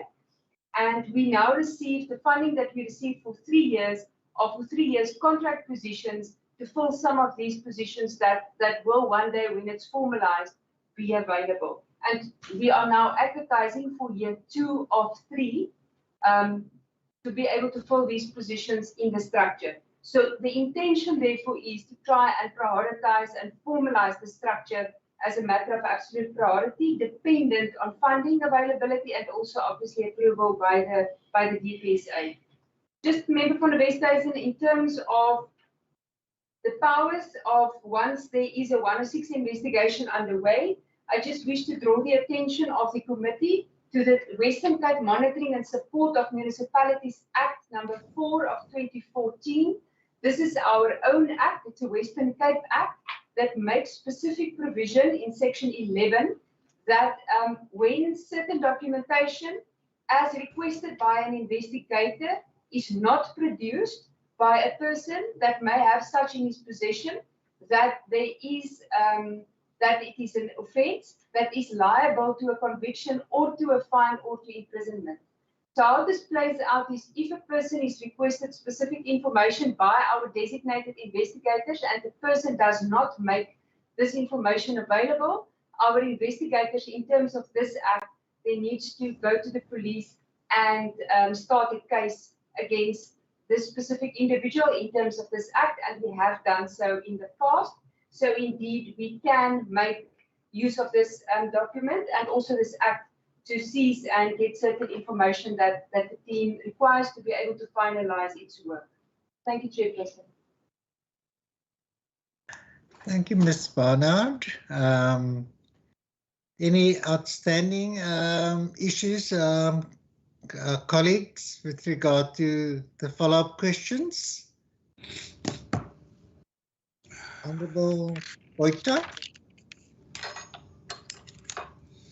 Chair, thank you very much. I just want to do a follow-up on the last speaker. The department is very silent on the issue of the explanation that I've cited on the issue, the examples of when they talk about instabilities that impacted or that led to corrupt activities that the department found. So I don't want generic answers. I want to know exactly what do they mean when they say municipalities were faced with instabilities. What is it exactly that what are they saying when they speaking about that? Thank you. Okay, thank you, Honourable Boita. Mr. Porter. Thank you, Chairperson. So there's a couple of things, and let me attempt to answer that question. So we see particularly in the cycle of the term of local government, we see some of the things that emerges, and particularly prior to the local government elections. I mean, prior at the end of a term, we see that there's already negotiations going on between political parties. There's negotiations going on, particularly where there's existing coalitions and so on for the future. And we're already seeing the movement of staff contracts coming to an end, other staff contracts being appointed and so on. So when we talk about instability, particularly around this time of the year prior to the local government election, that's the instability that we're talking about. In our observation with this, we see that where there's particularly this going on, or where there's negotiations about coalitions and so on. I say this in general.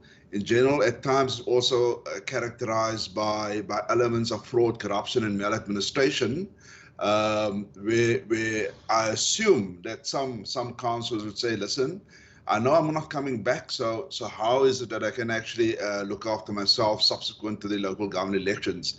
And there's also the instability in the administration, in service delivery, because all of a sudden the attention of councillors and councils, some at least, are not necessarily at the administration, at the governance, at the service delivery, but is already beginning to reflect on the outlook of the local government elections. So that's why we see this time around the last year of the term prior to the local government elections is characterized with some form of instability. And we will see now also immediately after local government elections, at least for the next year, because the contracts of MMs and senior managers are coming to an end, either maximum 5 years or a year after the elections. And we can see the rotation of MMs and the rotation of senior staff members and so on, and even those that have been implicated in fraud, corruption, and maladministration and so on. So that's why we coined this time around the local government elections as characterized by some form of instability in municipalities, Honourable Chair. Thanks. Thank you, Mr. Bolter. Honourable Boycha, I assume that you have a better understanding about the characterization of instability. We know they have a common understanding, of course, at times around these kind of terms. Colleagues, there's been a request from one of our members that we should take a break. It is now 10:46. I would propose that we take a 5-minute breather quickly, and then we will reconvene at well, in 5 minutes time to proceed with our deliberations on part B. Is that okay with you? Any objections? No, thank you, Chair. No, and thank Chair. you to that member. Good, fine. The meeting is adjourned for 5 minutes, and then we will proceed thereafter. Thank you.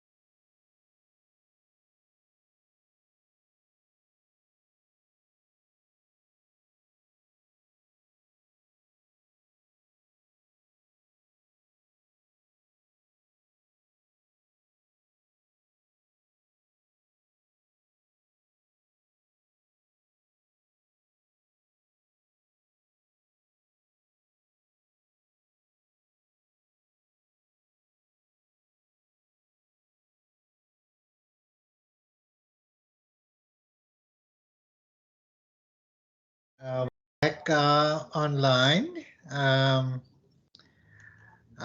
Probably all the members back online. Can I just have an indication if the members are present? Van der Westhuizen is We are back. back, Chairperson. Naturally back.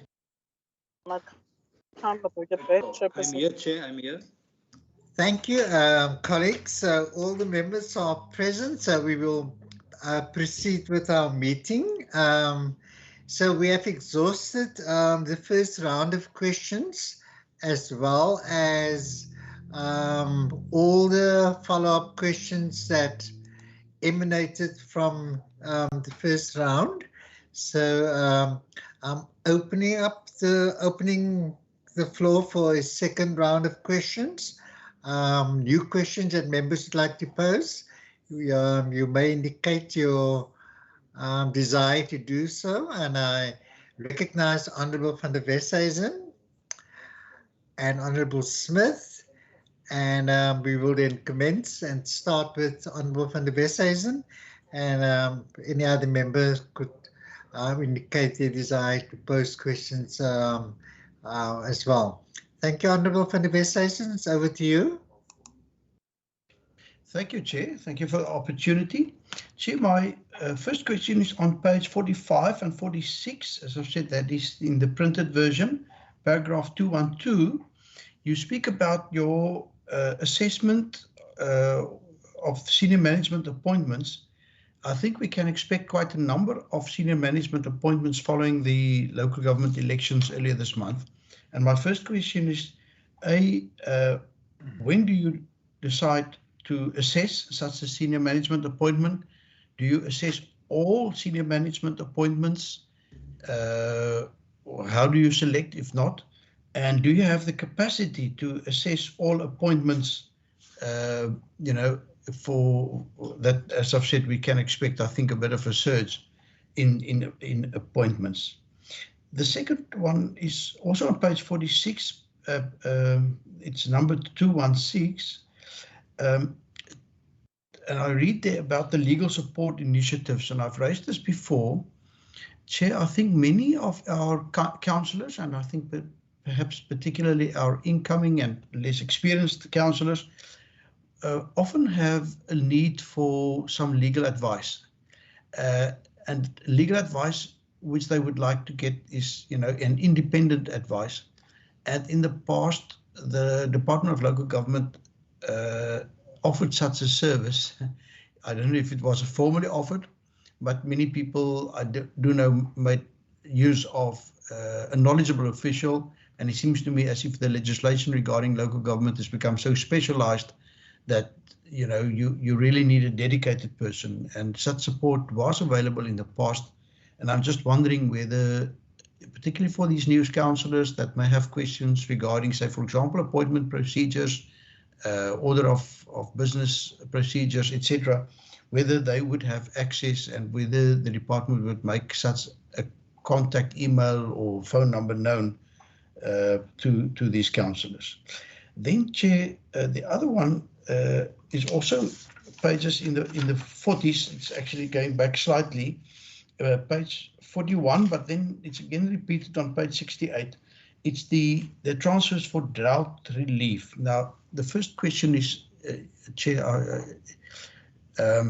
whether it is the task of the Department of Local Government to assist with such drought relief, and whether it's not actually done by being a good Samaritan, seeing somebody, you know, lying next to the ground, next to you on the path or on the road, and obviously we can't stand by idly when we can predict that some of our communities are going to suffer badly because of inadequate provision for droughts, etc.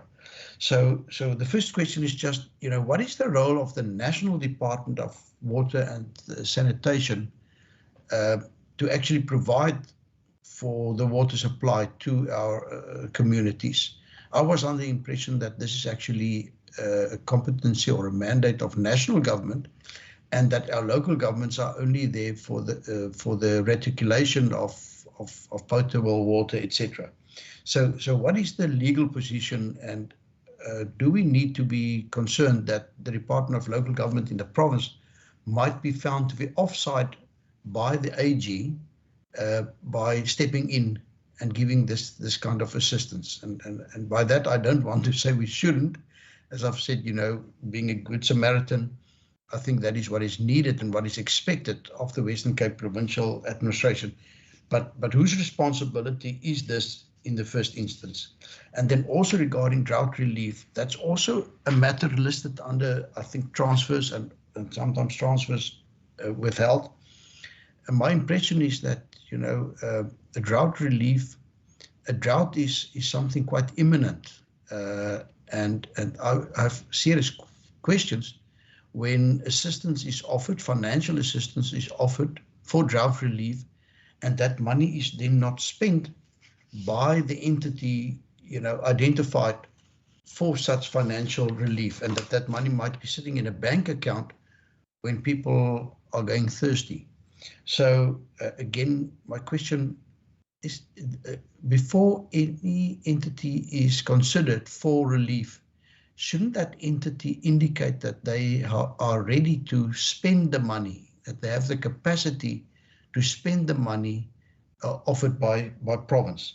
And if so, you know, or if not, shouldn't that be a prerequisite? And if not, you know, how can we avoid this issue of allocating funds to entities, but then, you know, that funds is not spent, and that funds may have been spent better, either through other means or at other places. And then that also links onto page 73, paragraph 443, some transfers to Kanaland that have not been made. Because is that because of a breach in agreement, or is it just because of concerns? What are the reasons for that? Thank you, Chair. Thank you, Honourable Van der Westhuizen. Is it Honourable Smith? Thank you, Chair. Chair, just on page 99 and page 100, I just want to understand, and I see 6 out of 9 staff who resigned. It's either current remuneration or... Honourable Smith, sorry for the interruption. The question relates to part D, and we have not tabled that section yet. So we're still busy with part B. So once we have concluded part B, then we'll proceed to part D. Thank you, Chair. Thank you. Okay, thank you. Any other follow-up question on part B you'd like to ask? Chairperson? Okay. Seems as if Honourable Smith will spend this question to later. Honourable Maseku, I recognise you. Oh, thank you very much, Chair. Chair, just a quick one. I just want to find out, like, on the sub-program 2.3 capacity development, you see the target is 2 and achieve 3 and deviation 1. And I mean, in the previous year, the department has supported 3 training and development programs. So I want to find out why the target was set low, and also on the number of municipalities supported on the fire brigade, I saw also that the target was set low. What is the basis for the department when coming to the few of them that I've seen there? If I can get the reason why the target was set low, not the standard of the previous year for what they've achieved. Thank you, Chair. Okay, thank you, Honourable Maseku. Any other member would like to ask any new questions? If not, I'm just going to ask 2 questions in addition to those posed by our colleagues. On page 45, 2.1.5, and that relates to the Code of Conduct cases assessed to ensure legislative compliance. The target was 6, none were achieved, no assessments were done. Could we have an explanation on that as to why we have the target and nothing has been done about it? And then secondly, now that new councils are being sort of coming into being, what provisions have been sort of made for the to assist these councils with the establishment, creation, and training of new ward committees that's going to be established? If we can get some sort of ideas of what the department is planning around that. Thank you. Mr. Paulson, over to you. Thank you, Chairperson. So just, I can add, so I want to. Good, Mr. Paulson, sorry for the interruption. I see Honourable Maseko would like to pose another question. I am not sure. Honourable Maseko? Yes, Chair, that's the last one. I just want to find out on page 58, and then there is this, the department said, as part of prioritization to respond to COVID-19, the department reviewed the continuation of this indicator. So noting that this is a new indicator linked to the VIP2 focus area, the infrastructure development, I just want to find out from the department if they can elaborate on the types of programs it envisioned to develop under this indicator. Will discontinuing this indicator have a negative impact on the department's ability to meet its medium-term strategic target, or you don't have any effect at all? Thank you, Chair. Thank you, Honourable Maseko. Over to you, Mr. Paulson. Apologies for the early interruption. It's fine, Honourable Chairperson. So just either on the senior management as well as the legal services transfer for the drought. I can also add with the competency and just the drought relief. And then we can talk about Kanaland, number of municipalities, and perhaps just the last question around the last question around page 58, that in relation to the infrastructure that Honourable Maseko has now, Member Maseko has now raised on that. And then we can add the others, Chairperson. Colin, I'm not sure whether 2.3 relates to the member has raised around the fire services and why the training has been halted, and there's a deviation on it. If I think if that's accurate, maybe you can respond to it, please, if you don't mind. Thanks, Chair. Ira, can you proceed? Thank you, Chair. With the permission of the Chairperson, I'm going to ask Annika and Marius and Sandra to each just deal with one of their questions. There's one or two questions for each. Chair, with your consideration, please. Please proceed, Ms. Barnett.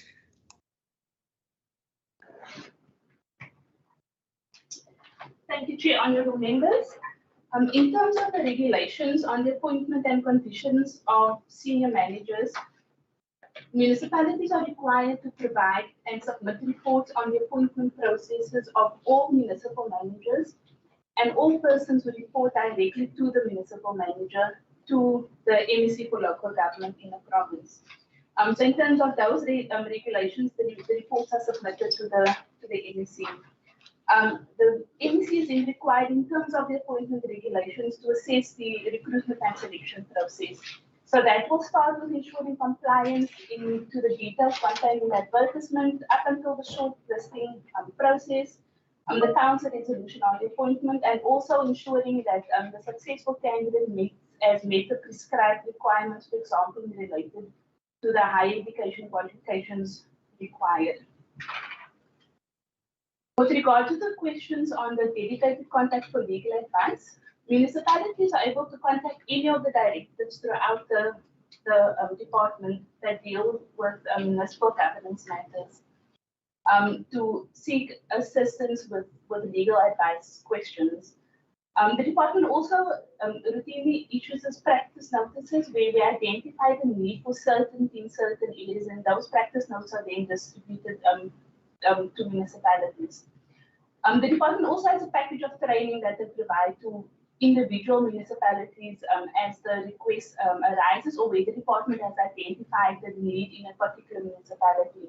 So that will include, for example, training on the rules of order and on the systems of delegations each municipality is required to adopt. In relation to the code of conduct, Honourable Chairperson, the minister plays a role in code of conduct matters only when in two instances. The first one, when the municipal council has, where the sanction is suspension or dismissal of a council, then the council is required by the code of conduct to submit such a report to the minister, to the MEC for concurrence.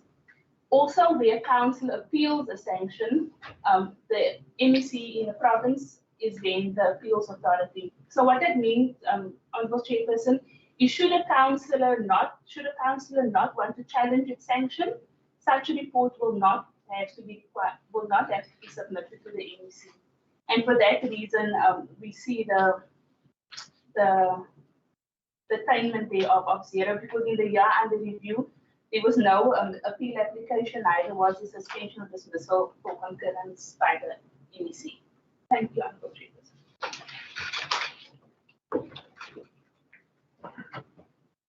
Thank you. Yes, Honourable Chair, it's Maurice again. On the first question around drought and the role and mandates of the various departments, we are following the JMA approach in our whole strategy in the rollout of the drought program. So we acknowledge that each department, national, provincial, and local, have their own mandate, and it is in terms of how we collaborate, working together, co-plan, co-budget, and implement, that we will then reach the successes in making sure that we are a water secure province and then eventually moving towards water resilience. So we acknowledge the differences in mandates, but it is for us to collaborate and working within those respective three spheres of government mandates that we will enable the successful and sustainable rollout of the drought program. With regards to the question on the expenditure on the drought relief funds and how it is monitored, maybe the information in the thought is that of expenditure, or it is actually the expenditure as at end of March 2021. But if we look at the figures as dated September, we are standing at 49% or 94% on the 2019-20, and it was at 70% at the 2021 financial year. There, where municipalities are not spending on the grant, there is normally valid reasons, and therefore we will then approve the rollovers when applied for by the municipalities. When we can not approve that, there is valid reasons. For instance, things like meters that was not delivered on time, or it was almost like our IT equipment, it was delivered in the financial year after the current annual report of the review period. But we've got a team of geohydrologists and engineers, drought engineers, that is assisting municipalities, almost building additional capacity within those municipalities to implement these projects. And we've seen with this additional capacity, we've really made big strides in improving the expenditure as well as the quality of the work. We also have control mechanisms in place to make sure that no funds are transferred if our drought engineers and geohydrologists are not satisfied and not signing off on those invoices, to make sure that the work was actually done according to the scope of those various projects and the purposes of the grant. Thank you, Chair. Thank you. Good morning, Honourable Chair and members. In terms of the question on page 50 by Honourable Maseko, the training programs, there are 3 training programs, as you know. The one for councillors focuses on seasonal school and the research that we've done. The one for officials normally focuses on junior and middle management development. And although we had to not allocate a specific target to the internships, due to the fact that we had to, we gave the grant funding that was available to the humanitarian relief, we went into a partnership with the Department of Economic Development, and we were able to secure approximately 154 interns for municipalities across the Western Cape province. So the fact was that the funding was not on our department's budget, but on that of the Department of Economic Development and Tourism. Thank you. Thank you. Thank you. Colin, I'm not sure whether you want to add on the training and the fires, just a deviation there, and then I'm going to ask Nazuka and Craig just to report on the provision of councillors and the ward committees, the approach towards that, please. Thanks. Thank you. Thank you, HOD. Good morning, Honourable Chair and Honourable members. Yeah, the reason that there was less training done is the thing with firefighting and rescue training is it's a contact training. We can't do that training, the training that we planned, specifically the special operations training and the wildfire training must be done face to face. There is no other way to do it. We have looked at virtual reality type training, which we've started bringing in partnership with the Overberg district.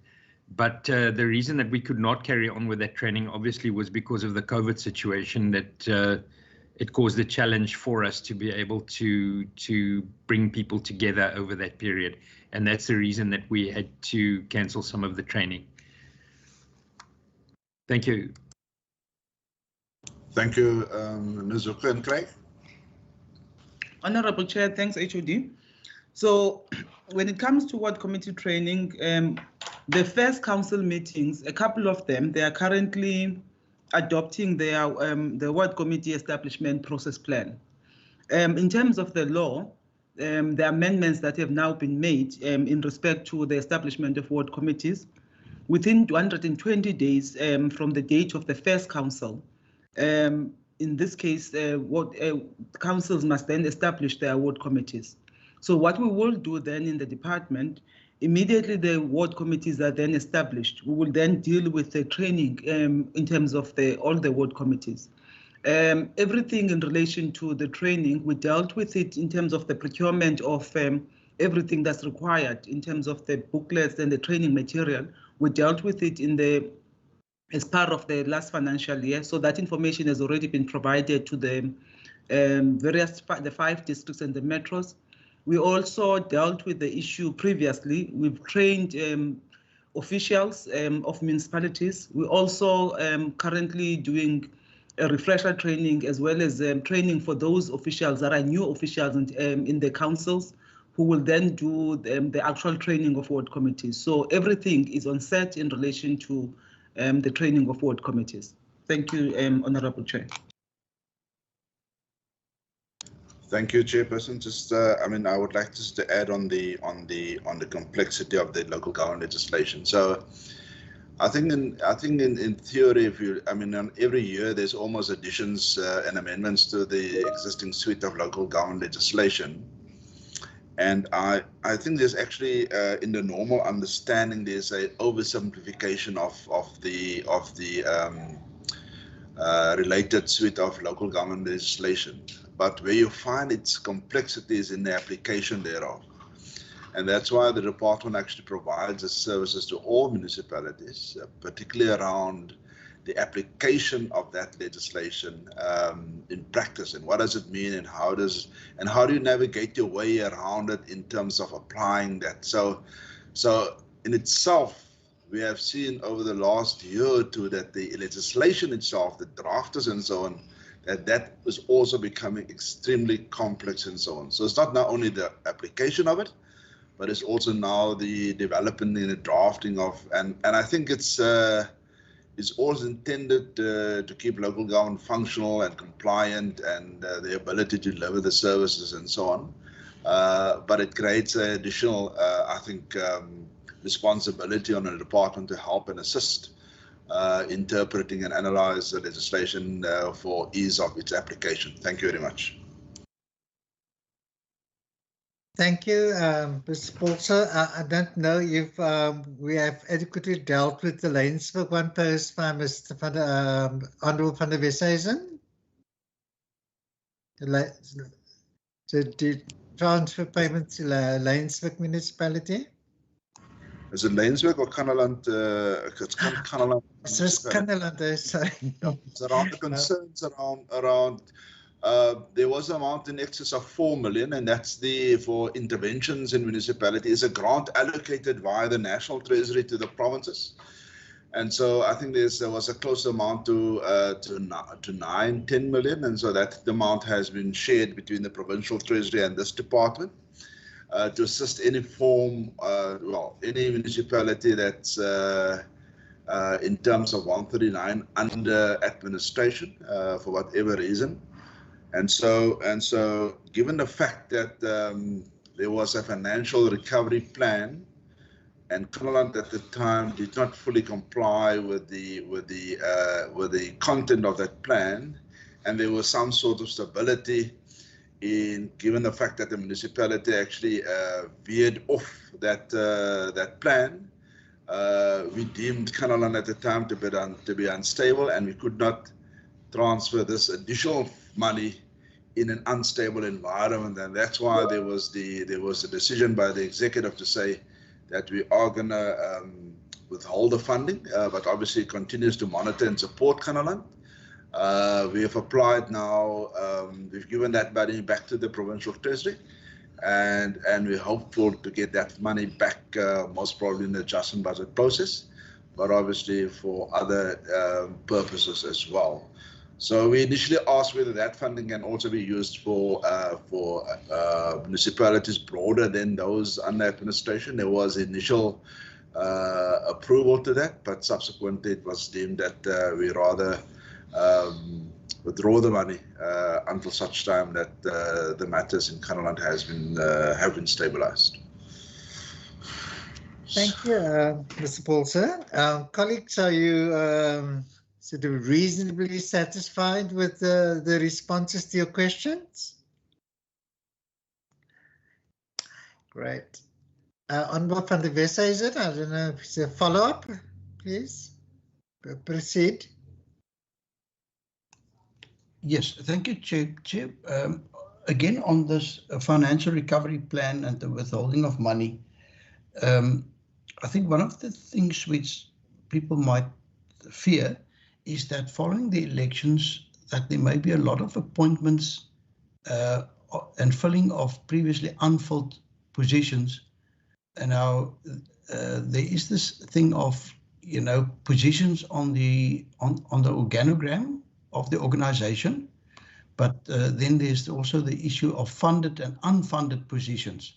And perhaps, and my impression is from our previous engagement with the Kannaland is that there are a lot of positions on the organogram, but that a lot of them have been unfunded in terms of the budget up to now. Now, can I just ask, and it obviously applies to all our Western Cape municipalities and even municipalities in other provinces, would councils be allowed to fill what I would call unfunded positions at this point in time? Or how can you as a department ensure that at least financial prudence is applied in our municipalities, particularly following the elections? Yeah. Thank you, Honourable van der Westhuizen, for your question. Ms. Bolter? So, Chairperson, we've acknowledged there are concerns around this. So, by direction of the Minister, requested that we begin to look at standardizing organizational structures across municipalities. And obviously that based on certain criteria that we allow for some kind of deviation, either 10% up or 10% down, because municipalities go and they appoint staff members. That's not necessarily on the staff establishment, for which there was no budget. And that was one of the concerns. And based on that, we've started work to begin standardize the organizational structures, obviously taking into certain criteria, because you get small, medium, and large municipalities. And what will the ideal organizational structure look like, that so that we can standardize it. We've initiated the work, and subsequently the National Department has also commenced similar work. Based on our discussions with them, we found out that there has been certain delays around it. So we are now in the process of picking up our own work around this, because it's urgent for us to standardize the staff structures, because you'll find that municipalities with the same gradings and similar size of budgets and categorization and so on, the organizational structure varies from municipality to municipality, and that's why we wanted to standardize it. There is still municipalities like Kanaland that actually gone and appointed some staff members over and above some of the approved posts and so on. But what they've also done subsequently, Chairperson, they have they actually undertook internal shifts, not creating necessarily additional posts on the staff establishment, but rearranged and posts that were maybe unfunded, reprioritized to make certain posts that are not critical unfunded, and to make critical posts funded and so on. And that is what Kanaland has also done in the last while. But we are monitoring it, because we are concerned that the COE, the employment, the cost of employment in municipalities, in certain municipalities, is higher in relation to the operational budget. Sometimes it goes up as high as 50%. An acceptable reason is around 32, anything between 32 and 38% in a municipality. So we are monitoring it. And I think you'll see from time to time some of even the struggling municipalities are employing staff members additional to the staff establishment, for which funding is not necessarily being secured. And in our view, from where we are sitting, it's almost like on certain towns that the municipality becomes in the employment agency, sort of employing, given the lack of economic opportunity and so on. But we are measuring it, and as soon as that comes to our attention, we also write to the municipality, and the minister will request reasons as to why they go over and above the staff establishment and obviously the budget. But for that reason, Chair, in conclusion, we want to standardize the organizational structures in municipalities. Thank you. Thank you, Mr. Paul. I hope, Honourable van der Westhuizen, you obtained the clarity around your question.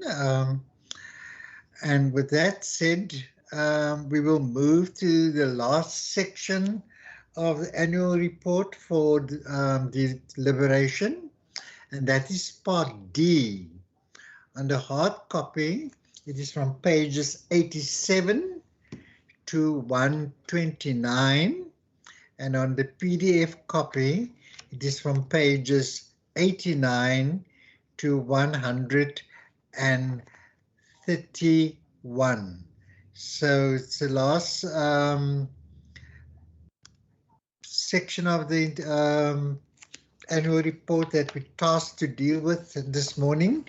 So I open the floor for questions. I recognize Honourable Smith, who initially indicated that you'd like to pose a question pertaining to this particular section, and any other member who would like to pose a question can do indicate so. Honourable Smith, I recognize you, and then Honourable van der Westhuizen, and then Honourable Boycha, and then we take it in that order. Honourable Smith, the floor is yours. Thank you, Chairperson. No, just the question was based on this, the report indicating that 6 out of 9 staff Honourable Smith, could you just reference the page number, please? Page 99 and 100, Chair. Reasons why staff resign in different age groups and staff who resigned. I'm under that section. So yeah, it's indicating that the staff is resigning. Some are not giving reasons. Some is saying a lack of promotional opportunities, in current remuneration. In other words, this is all preventable issues that's being raised, in my view. And if you go further in the report, Chair, it's even saying that 5 out of the 9 is in the 30s. So meaning it's young people who is leaving the department. So I just want to understand what is the interventions that this department are putting in place to prevent young people from going elsewhere and seeking other opportunities, specifically them mentioning remuneration and the lack of promotional opportunities, Chair. And then I want to move on to page 102, under senior management. 6 out of the 16 members of senior management, meaning nearly 38% are white, compared to only 2 Africans in the same level. The equity layout remains a challenge and a problem when it comes to the senior management in this department. So yeah, can we get just an indication from the HOD and his team what the interventions even on that is, and what mechanisms are they putting in place to promote and to attract more people of color to be appointed as senior managers, and especially given that on page 106 we see that African women are one of the highest categories, if not the highest category of people leaving the department. Thank you, Voorzitter. Thank you, Honourable Smith. Honourable van der Westhuizen. Yes, thank you, Chair, and thank you also to my colleague Smith for his question. I would like to latch onto that one and just ask, what is your experience in terms of the number of applications, from designated groups, etc. Is there a shortage of suitably qualified and experienced people, or what is your experience when advertising positions, and particularly senior management positions? I actually, Chair, didn't have a question on this section. I actually wanted to commend the department on its extremely low vacancy rate. Honourable Smith referred to some turnover, and if you have turnover, then obviously you have a lot of vacancies at any given point in time. And I think as on page 94, the paragraph is marked 3.2. What I see there is a wonderfully low vacancy rate at the end of the year, and I want to commend the department for that. I think that is excellent, particularly if we think of the general experience in government. Then the second one, Chair, I also want to just refer to the fact that all senior managers in this department have signed performance agreements. In my previous life as a member of the Portfolio Committee on Public Service and Administration in the National Assembly, I recognized that many of the provinces struggle to get their senior managers to sign these performance agreements. And the Western Cape has always been a shining star in this regard, and therefore I also would like to commend this department for also achieving 100% in this outcome. So thank you very much.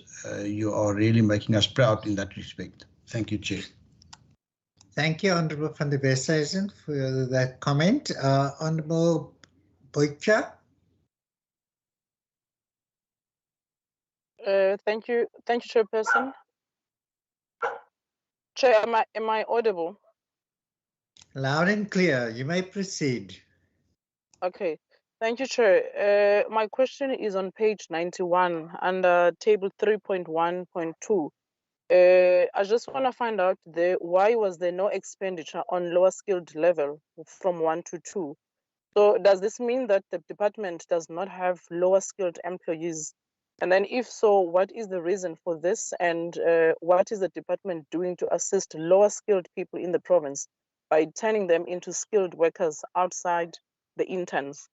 That's number one. And number two, on page 96, it talks about the upgraded positions. So I want to know why there were no upgraded posts for 2020-2021 financial period.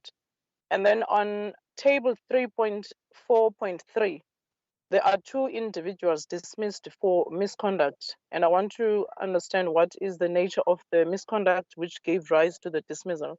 And then number 4 on page 100 under table 3.4.5, where the majority of employees who resigned are between, I think Honorable Smith mentioned this, between the ages of 30 to 39. Can the department share with us why is it so? And then number 5 on page 104 and page 105 under table 3.5.3 and 3.5.4, there are no recruitments and promotions under top management and senior management, and that Honorable Smith touched on that as well. And then the last question that I have, Chair, is on page 123 on table 3.12.3 with regards to the type of misconduct addressed as disciplinary hearings. I see that one employee falsified records like documents. What documents were these, and did the department also open a criminal case against the employee? Thank you, Chair. Thank you, Honorable Boycha. Honorable Mseku, recognize you. Okay, thank you very much, Chair. Chair, I've been covered. Just 2 questions. So the department's turnover rate is about 8.5% on the people's management, or the Part D, which is on page 98. So, I mean, they've improved for the critical occupations.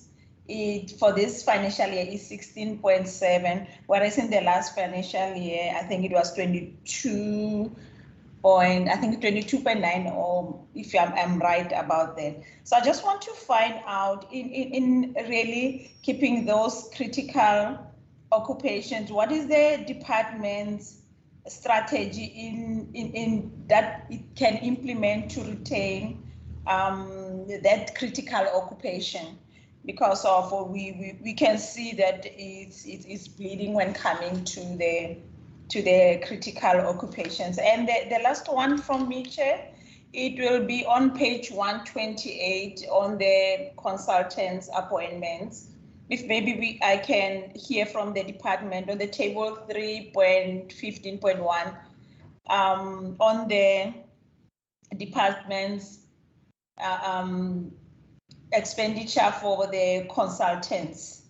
If maybe they can explain why such a large percentage of expenditure on the consultants, and how did they get it that it's more of the BBBEE? How did they manage to use the consultants, and that maybe the compliance to the BBBEE was not part of that, or maybe there is a reason behind it? I just want to hear why that percentage, because it indicates that it's not applicable on the report, or it's a 0 on the table. So maybe if I can get the explanation of why that is not applicable, whereas on the supply chain management, it's one of the policies that have to be recognized, the BBBEE. Thank you, Chair. That's all from me. Thank you, Honorable Mseku. Honourable Smith, I see you. Is that an old hand, or you want to pose a follow-up? Sorry, Chair, it's all in. Thank you. Okay, thank you. Honourable Boycha, is that the old end, or is that a question? My apologies, Chair, it's an old hand. I'll put Good. it down. Yeah, that's all good. Thank you. I just want to pose two questions in addition to those that were posed.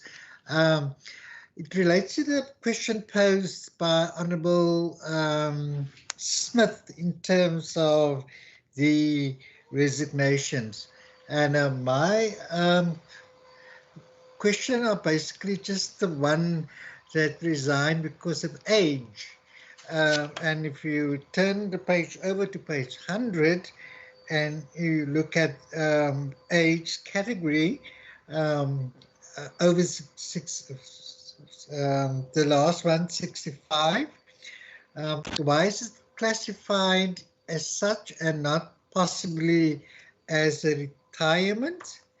And then the second question relates to leave utilization, particularly with regard to sick leave. And we noticed that the number of sick leave taken by our staff in comparison with the previous year is substantively much higher. Is that largely attributed to the stress under which our employees were subjected to work under due to the pandemic? Are there possibly, interventions that the department could possibly consider in perhaps looking after the wellness of our employees, that they don't prematurely suffer from burnout because of the new way in which we do things, or the extra pressures that being and demands that is being put on our staff, so that we could ensure that we have motivated staff on a continual basis. Thank you. Mr. Paulson, so with that, and over to you, and then you will direct the responses to your staff. Thank you. Thank you, Chairperson. I'm going to attempt to answer some of the questions, and I'm going to also ask Kirk and also the CSC that have assisted us on the platform also maybe to add on the additional responses to the questions. So perhaps if I can start with Honourable Member Smith's questions around the staff resignations and why the staff is leaving. Obviously, if Chairperson, if you look at table 3.4.3, it gives actually a breakdown of the staff that left the organization, and in total is 31 staff members. And it gives an indication of death, obviously resignation, 9. And then the contract employment. So we've got a number of contract employments, particularly in the forensic area, forensic unit, as well as the infrastructure unit with Marius. So there are the reasons as to why staff members leave the organization. And I'm also going to ask Nazuka just to reflect on why your last question about retirement versus resignation, and that's one of the staff members in Nazuka's unit. So, Chairperson, you can also see that the vacancy rate is low, and obviously it makes it difficult for staff members otherwise to get promotion. Given the fact that posts are full, I think since my own becoming head of department, my approach was to promote staff members internally, and over the last while, under my guidance, we have promoted internal staff members.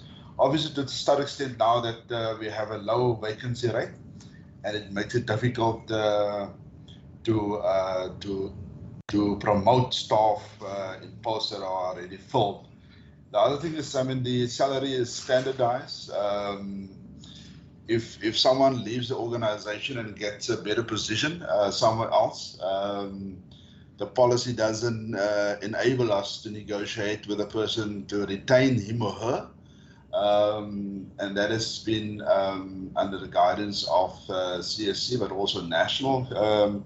We can't negotiate with staff, even the fact that they leave as a result for higher salary somewhere else.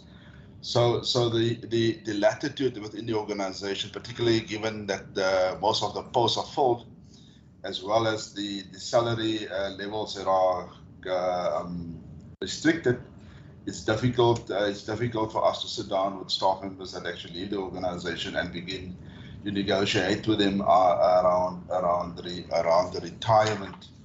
So now the retainment of those staff members in the organization.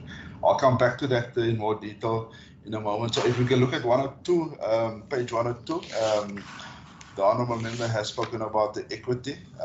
Again, for the period under review, all the posts were filled on senior management level, and I think, as in my own understanding and my approach to this, as the posts are becoming vacant, in fact, in all the posts, we have an employment equity manager, and obviously all the applications and all the for the recruitment and selection process goes via the and he actually then makes notes in terms of what the equity is, and then we look at the equity and obviously take that into account when we do interviews and so on.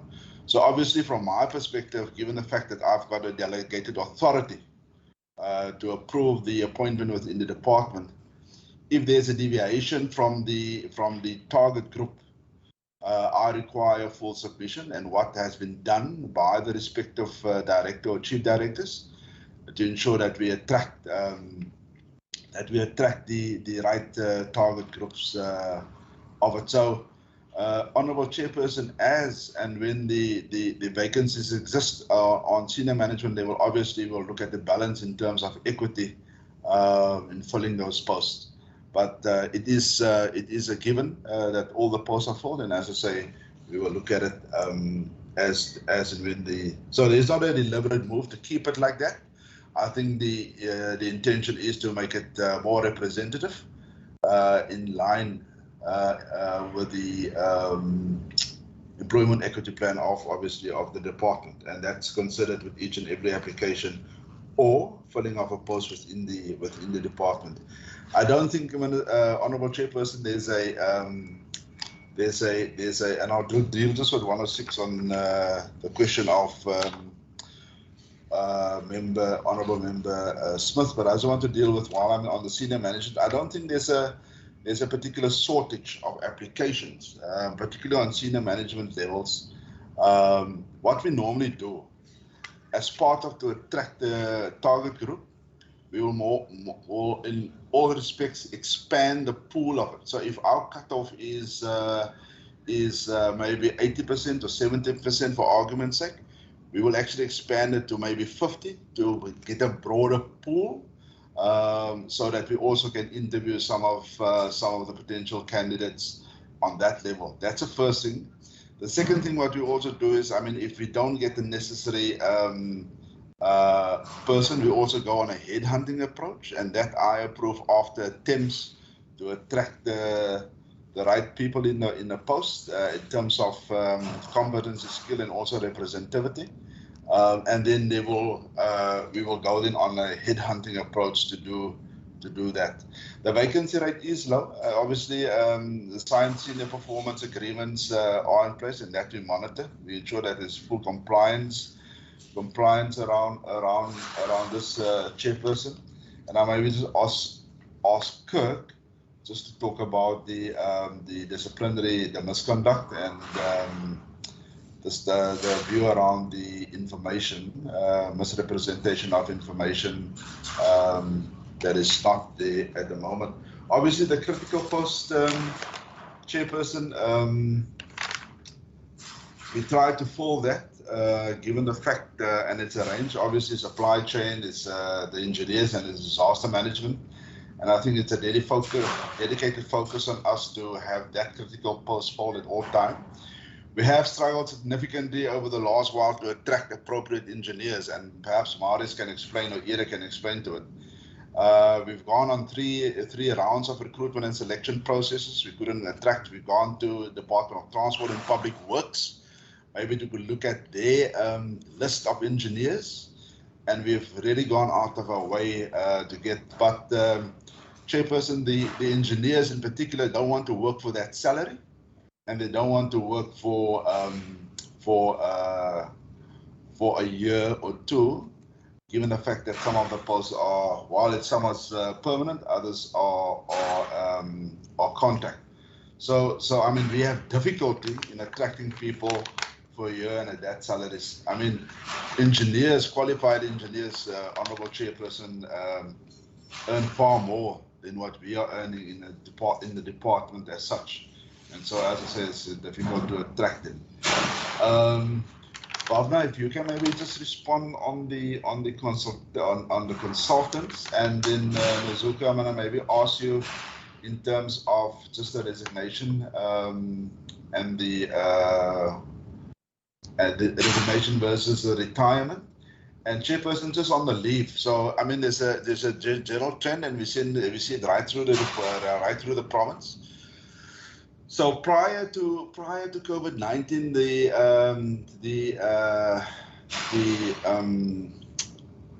utilization of sick leave was quite high, but now that we see that that we in COVID-19 and this lockdown, that we see that the utilization of sick leave is much lower, and the fact that sometimes people are sick, I assume, but they still work from home, and they can recover while coming to work. And I think the fact that staff could work remotely during the various levels of lockdown has brought the utilization of sick leave over the last while down, especially in the year under review. Chairperson, can I ask perhaps Kirk to add in terms of the misconduct in any other matters, and then also the CSC if you wish, and then I'll ask Zuku, and then I'll respond further to the other questions, Chairperson. Thank you, HOD. Chairperson, with regards to table 3.4.3 regarding the misconduct, there was 2 dismissals. One was for abscondment, which is if the official does not report for duty for 30 days without informing the office, with numerous attempts from the department to get hold of the official. That's the first one. Well, the second one was falsified records. It was not necessary to pursue criminal charges against the official. The second one is table 3.1.2 regarding the levels 1 to 2, that we did not have any officials. During the period under review, we did not appoint any level 1 to 2 officials. So that post was, there is 2 posts on the establishment, but they're vacant and unfunded. And the last one, Chair, I can add on 3.4.3 regarding the resignation instead of retirement of the official over 65 years of age. The official was of the opinion that it's financially it would be a better option for her to, instead of resign, instead of retire and get a portion of a package and a monthly salary, she would rather resign so that she could get a full retirement package. Thank you, Chair.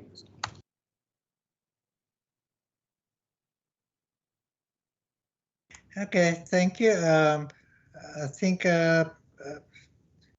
Siwal Singh would respond to the consultants. Sure, thank you, Chair. So with regard to the appointment of consultants, all consultant services either go through an open procurement process, or we use a transversal or another organ of state contract, as in the CETA contract, but that's not a consultant. So except for the Department of the Premier, from what I can plainly see, and DHL, all other consultants that have been used, and Vessel Ravets, because he's the Kanaland administrator, all other consultants were advertised through an open process. The BEE level is automatically included as part of the evaluation and adjudication that happens via the open procurement system. So you'll see there's actually 14 suppliers listed here with a total of 25 projects. The biggest amounts paid towards consultants are the geohydrologist, the water response plan project, as well as the COVID-19 logistics in terms of the support that's required, or that was required, and then the infrastructure growth plans. So that's more than half of the money that we're talking about on the 17 million rand.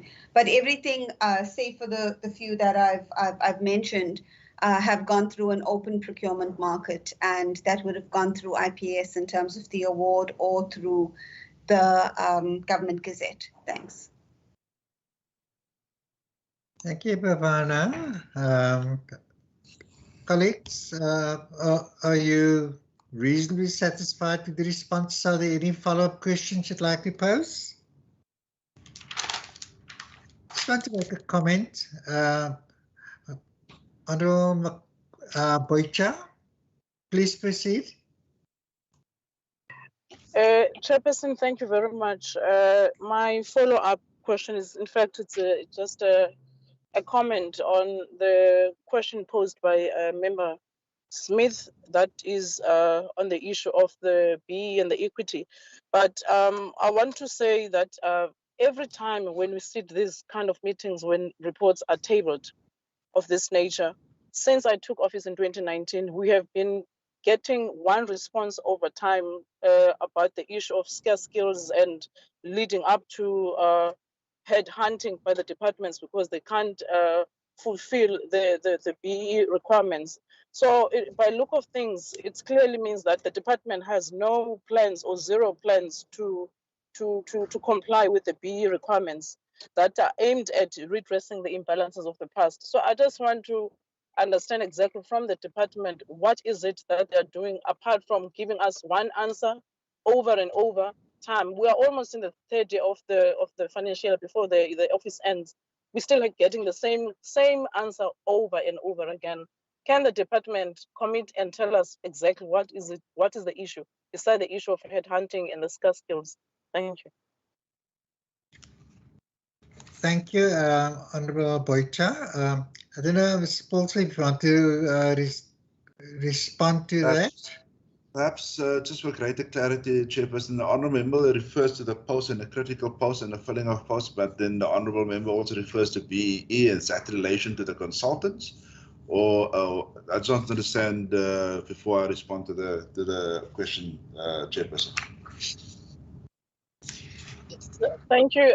There was a question posed by Honourable Smith on the issue of a certain race that is being considered in your senior position specifically. So my response or my comment or my inquiry is based on that, because the answer that we received is not really satisfactory. Thank you.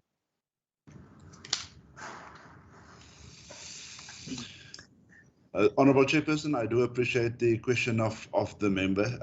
As I've indicated that the staff establishment and the posts on the senior management are all filled. And we have gone through the process where this staff, this vacancies become effective, that we in actual fact consider the equity targets of the department in relation to that. I think on the one hand, as the question was raised earlier by one of the members, it's about getting a balance in terms of 50-50% on senior management level, but also get the equity right on the senior management level. And I think We can only do that as the posts become vacant and as people leave the organization on that level. I mean, as you look, as you see on the management level, that the senior managers are not leaving the organization, where we can actually fill the post in line with the equity and increase the balance on gender as well as equity. So on the period of, for the period under review, Chairperson, you see that there were no vacancies in that, and I mean, that is my commitment as the accounting officer, to align the organizational structure and the employment equity targets with the filling of posts and recruitment and selection processes. So I just say that we can only do it as the posts become vacant. Thank you, Mr. Paulser. I'd like to make a comment in a sense that I think for effective service delivery, staff stability is important, and we are perhaps in a way very grateful that we have the degree of stability within our sort of staff establishment. But the comment I'd like to make is in relation to a previous statement you've made with regard to the recruitment of engineers. I know that the Department of Public Transport and Public Works, they have a graduate recruitment program whereby they do fund graduate engineers, and in exchange for them having to commit themselves to work for the department for a specific period of time. If the department cannot find a vacancy for them after graduation, then they are released of that obligation, and they could find employment anywhere in the country. So with reference to your statement that you will engage the Department of Transport and Public Works with regard to that, it's something that I similarly raised in committee, whereby there could be collaboration with other departments that may require those excess graduates that are not placed by the department to fulfill their financial or bursary obligations. And I think it's a good collaboration and initiative, and I hope that you would have fruitful discussions with your counterpart, Ms. Gooch, in that particular department. Right. Chairperson, can I just respond to that? So I'm not, maybe with your acquiescence, I would just want to ask Ida and Marius just to reflect the difficulty on getting engineers. But in response to what you have now added, I mean, we are in early discussions in what we would like to do, given the pressure on infrastructure and infrastructure development on maintenance in municipalities. There's discussions amongst ourselves, beside this, what the Transport and Public Works is doing, to see to what extent possible we can actually, so we've got interns in terms of disaster management, in terms of municipal governance, and we've got our own matriculant interns here in the department. But what we are looking at, just to begin to ensure that it's a pool of engineers going forward, particularly for municipalities, we now are thinking whether we should actually provide bursaries to local students of towns where they study engineering, so that they can go study engineering, and when they're qualified or when they're on the break and so on, actually go work in a municipality. And obviously after they've graduated, work that commitment off in the infrastructure unit in municipalities, because we are concerned about that the pool of engineers in the province, and I suspect in the country, is actually diminishing. And if we're not going to cater for that, I think we're going to have serious problems going forward in terms of municipal infrastructure and service delivery. So that's the things that we are thinking of, just in terms of engineering capacity in municipalities. But I want to ask maybe just Ira and Marius, just to explain the difficulty that we have with particularly the engineers getting people appointed on that level. Thank you. Ira, Marius? Thank you so much, HOD Chairperson. I will just give the committee a little bit of a sense about the process and also some of the challenges that we experience. So first and foremost, the structure of the department, specifically for the engineers, is set up in such a way that we are looking at senior engineers. So our organizational approved structure, as approved by operational by the Department of the Premier, consists of what we call OSD posts. So these are very senior engineers, which typically are professional engineers that must have a minimum of 10 years experience in a municipality. And those are the minimum requirements, which are of such a nature that we cannot work around it. So if a person does not meet that level, then immediately we cannot consider even the CV for shortlisting purposes. And I think that's a very important point to be made. What then happens is when we do advertise, the engineers that typically apply are slightly older. Most of them are over 60 or close to 65. And then when we appoint them, we can only appoint them until they are 65. So then we can only keep them for a year or two.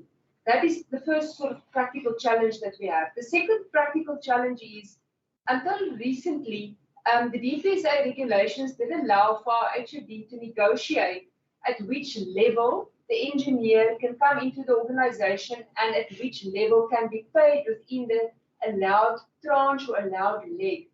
That allowance for the HOD has fallen away about 2 years ago, where every single person that enters the public service must start at the very bottom level of the level that they're being appointed on, which made that a number of the engineers that we did find was simply not willing to come at that lower level. Now, the result thereof is, and I just want to add another compounding factor, which I think is also important to say, for the specific work, honourable members, that we are doing, we are requiring engineers that have worked in or has extensive experience of municipal infrastructure and municipal service delivery, which is very important for us because it's a unique environment. So it does not help for us to get people from the private sector that hasn't had any exposure or any experience in municipalities. So that is also a requirement that we do have. So what then happened was we advertised 3 times unsuccessfully and we really struggled to fill the posts. We then, and I must say, the fact that we had drought engineers, also more or less older people, older persons, but they were willing to work for a year contract. That really assisted us to fill the gap for 2 years. And the expenditure that is visible in the annual report, together with our geohydrologist, helped us to fill the gap inside the unit. What we've subsequently done is, and I must say from where we are sitting, we're starting to see a large improvement. Through the assistance of our organizational design colleagues in the Department of the Premier, we have literally taken some of the OD posts. Those are the one where we require the 10 years experience with a professional registered engineer. We took those posts and we literally dropped them 1 level. So now it means that you don't necessarily have to be a professional engineer, but you can be a professional technician, or the number of years of experience can be less, or you may be a professional engineer but not registered as professional. And immediately when we did that, please keep in mind, honourable members, that these are still engineers that completed all of their studies. They may not have necessarily completed their actual professional registration. The minute that we've done that, we've actually found that in the last 7 months, we've made at least 4 good, strong appointments of individuals that come from across the country, that comes with municipal background, that may not necessarily be professional engineers, but we have, for instance, 2 professional engineering technicians and technologists that's worked in municipalities before. We have an engineer with several years of experience. He may not be professionally qualified, professionally registered, but he is professionally qualified, that has worked in our sister department in the Northwest. So by changing our structure slightly, we were able to start filling the gap, but it will always remain a challenge. My last input would be this.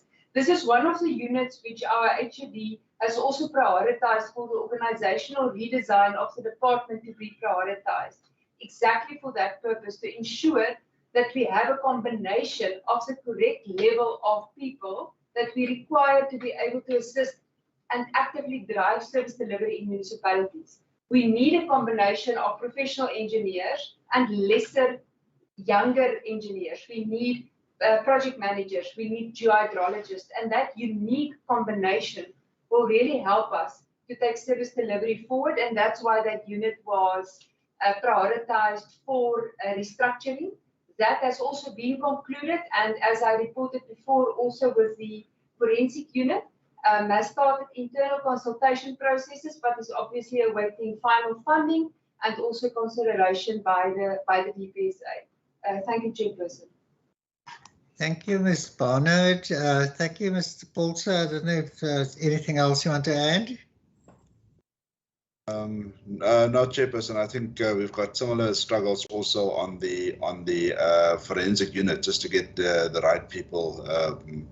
So it is a challenge with the right skill competencies and a match and so on. But obviously we navigate our way around it to be fully compliant. Thanks. Thank you very much. Colleagues, any final questions you'd like to ask? Follow up? Going once, twice? Thank you. Johan,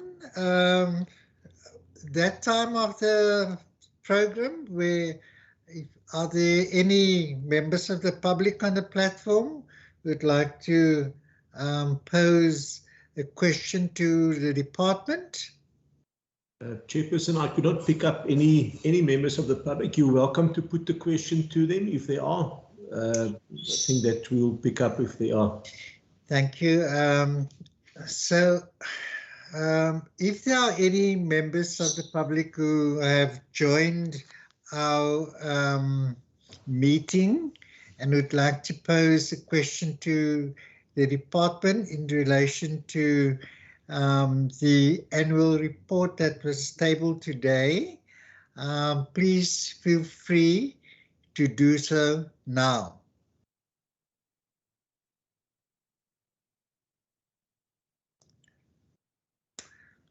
Okay. The silence indicates that there are either no members or they do not wish to engage the department.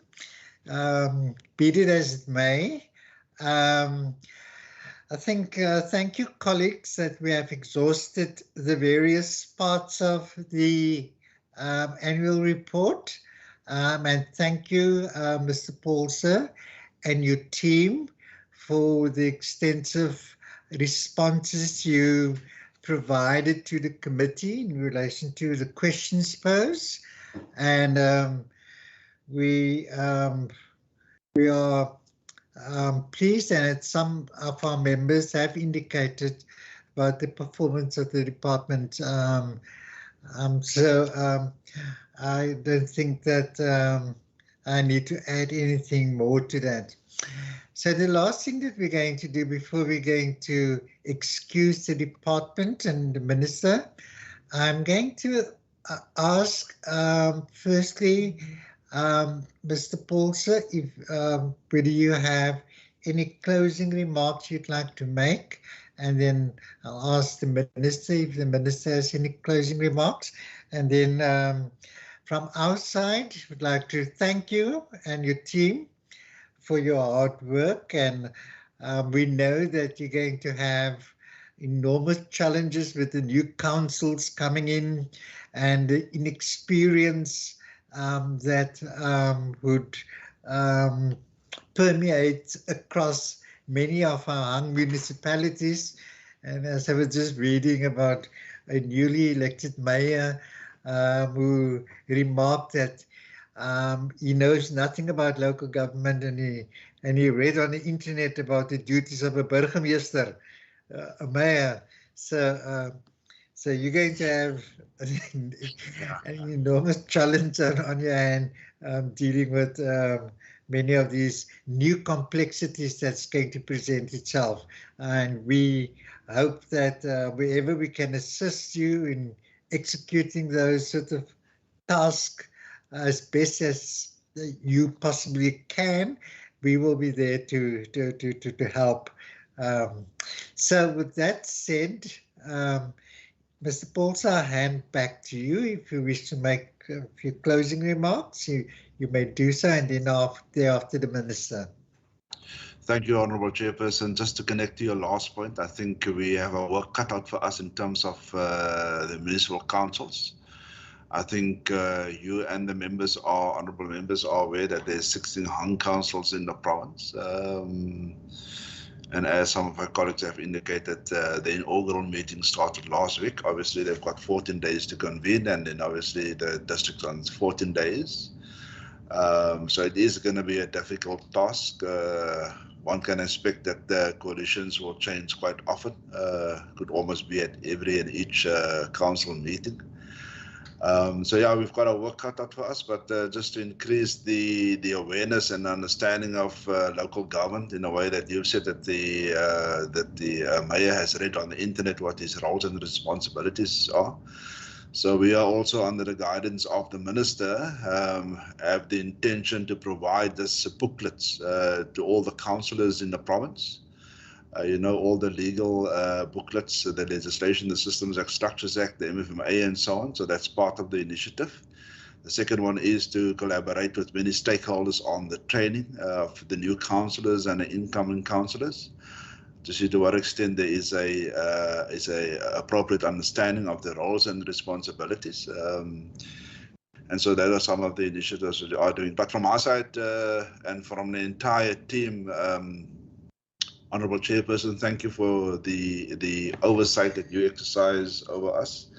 I think in many respects it keeps us vigilant in terms of compliance, but also in terms of service delivery and also improving the living conditions of people. And I think that's our first task, to see to what extent we can improve the living conditions of citizens in each and everything that we do or that we attempt to do. So thank you for the oversight, particularly also for the guidance of the minister himself. I think the minister will always throw new challenges and ask us, did you think about this or did you think about that? How can we do this different? And how can we work innovatively around some of the challenges that we do experience in local government? Chairperson, to my entire team, I think I believe that the performance of the organization is not achievable if it's not for the entire team.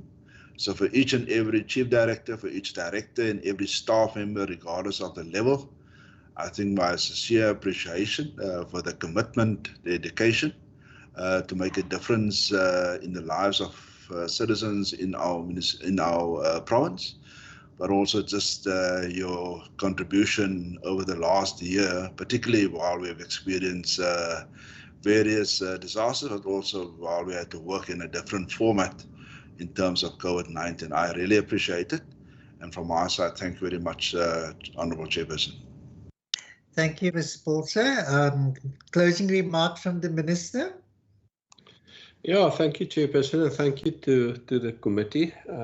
It's important, the HOD flagged it, the oversight role. It keeps us sharp and on our toes. And thank you to my team under the leadership of HOD Paulson. It's a team effort, and I think the team is ready for the challenges of the new councils. And yeah, we're looking forward to the next year. Thank you very much. Thank you, Minister. So the team, Mr. Paulson, you and your team, we'll see each other this afternoon at in Scopa. And thank you, Minister. And you may exit the meeting. The committee will remain behind for resolutions, and then we will take it from there. Thank you so much for your attendance and participation. Thank you, Chair. Thank you, Chair.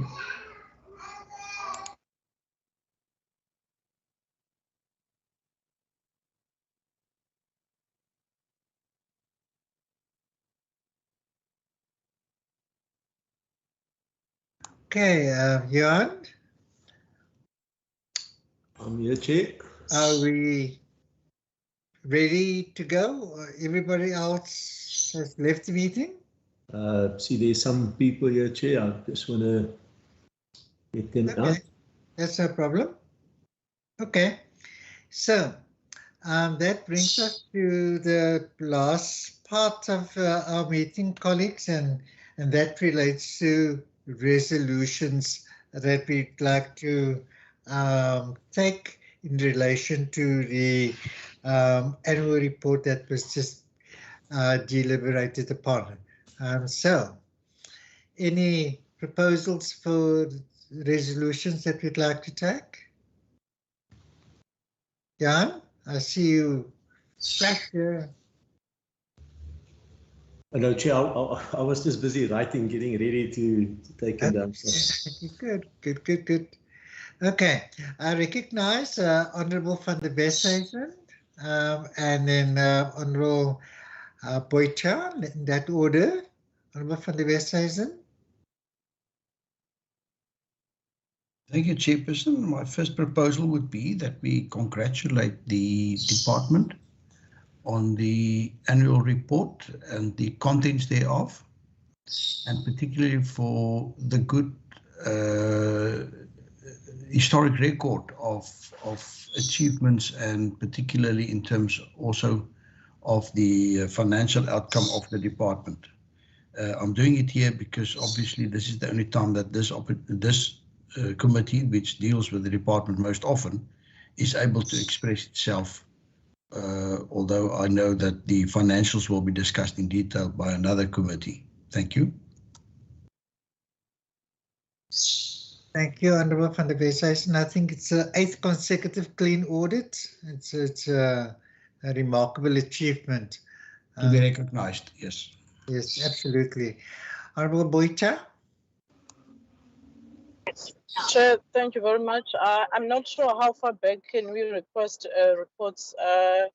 If the department can supply us with the reports of the BE reports from 2019 to date in terms, I think for the entire department, from the lower level to the highest top level management in the department, if we can get that information.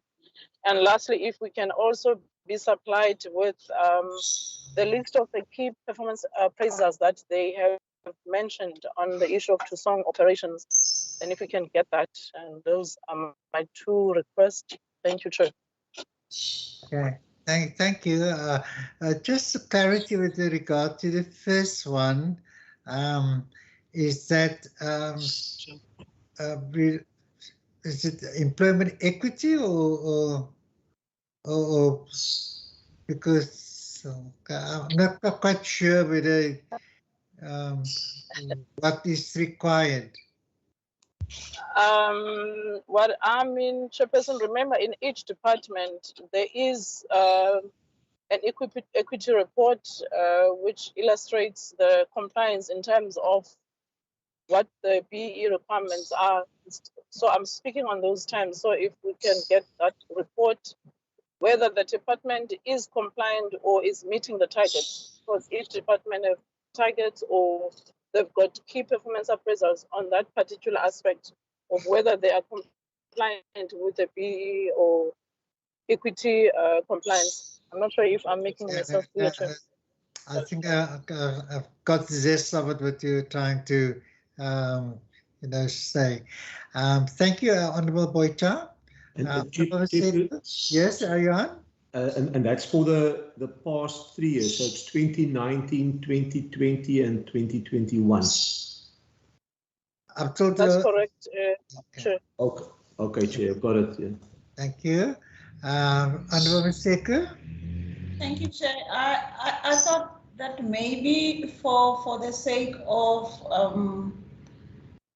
speedy information for some things like that, maybe if member poses a question, because I always feel like if we do the annual report for the financial year, for this financial year, and we dealt with the financial year last year, and also the 2019 and we find something like this, and then for the member, it's specific like it is.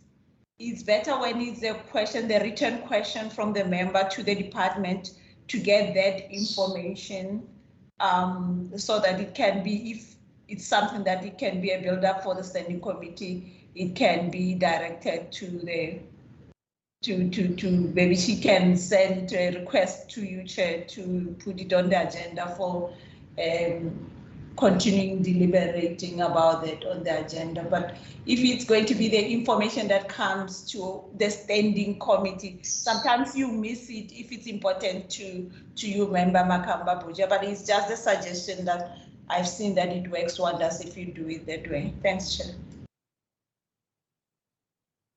Okay, that's just thank you for the suggestion.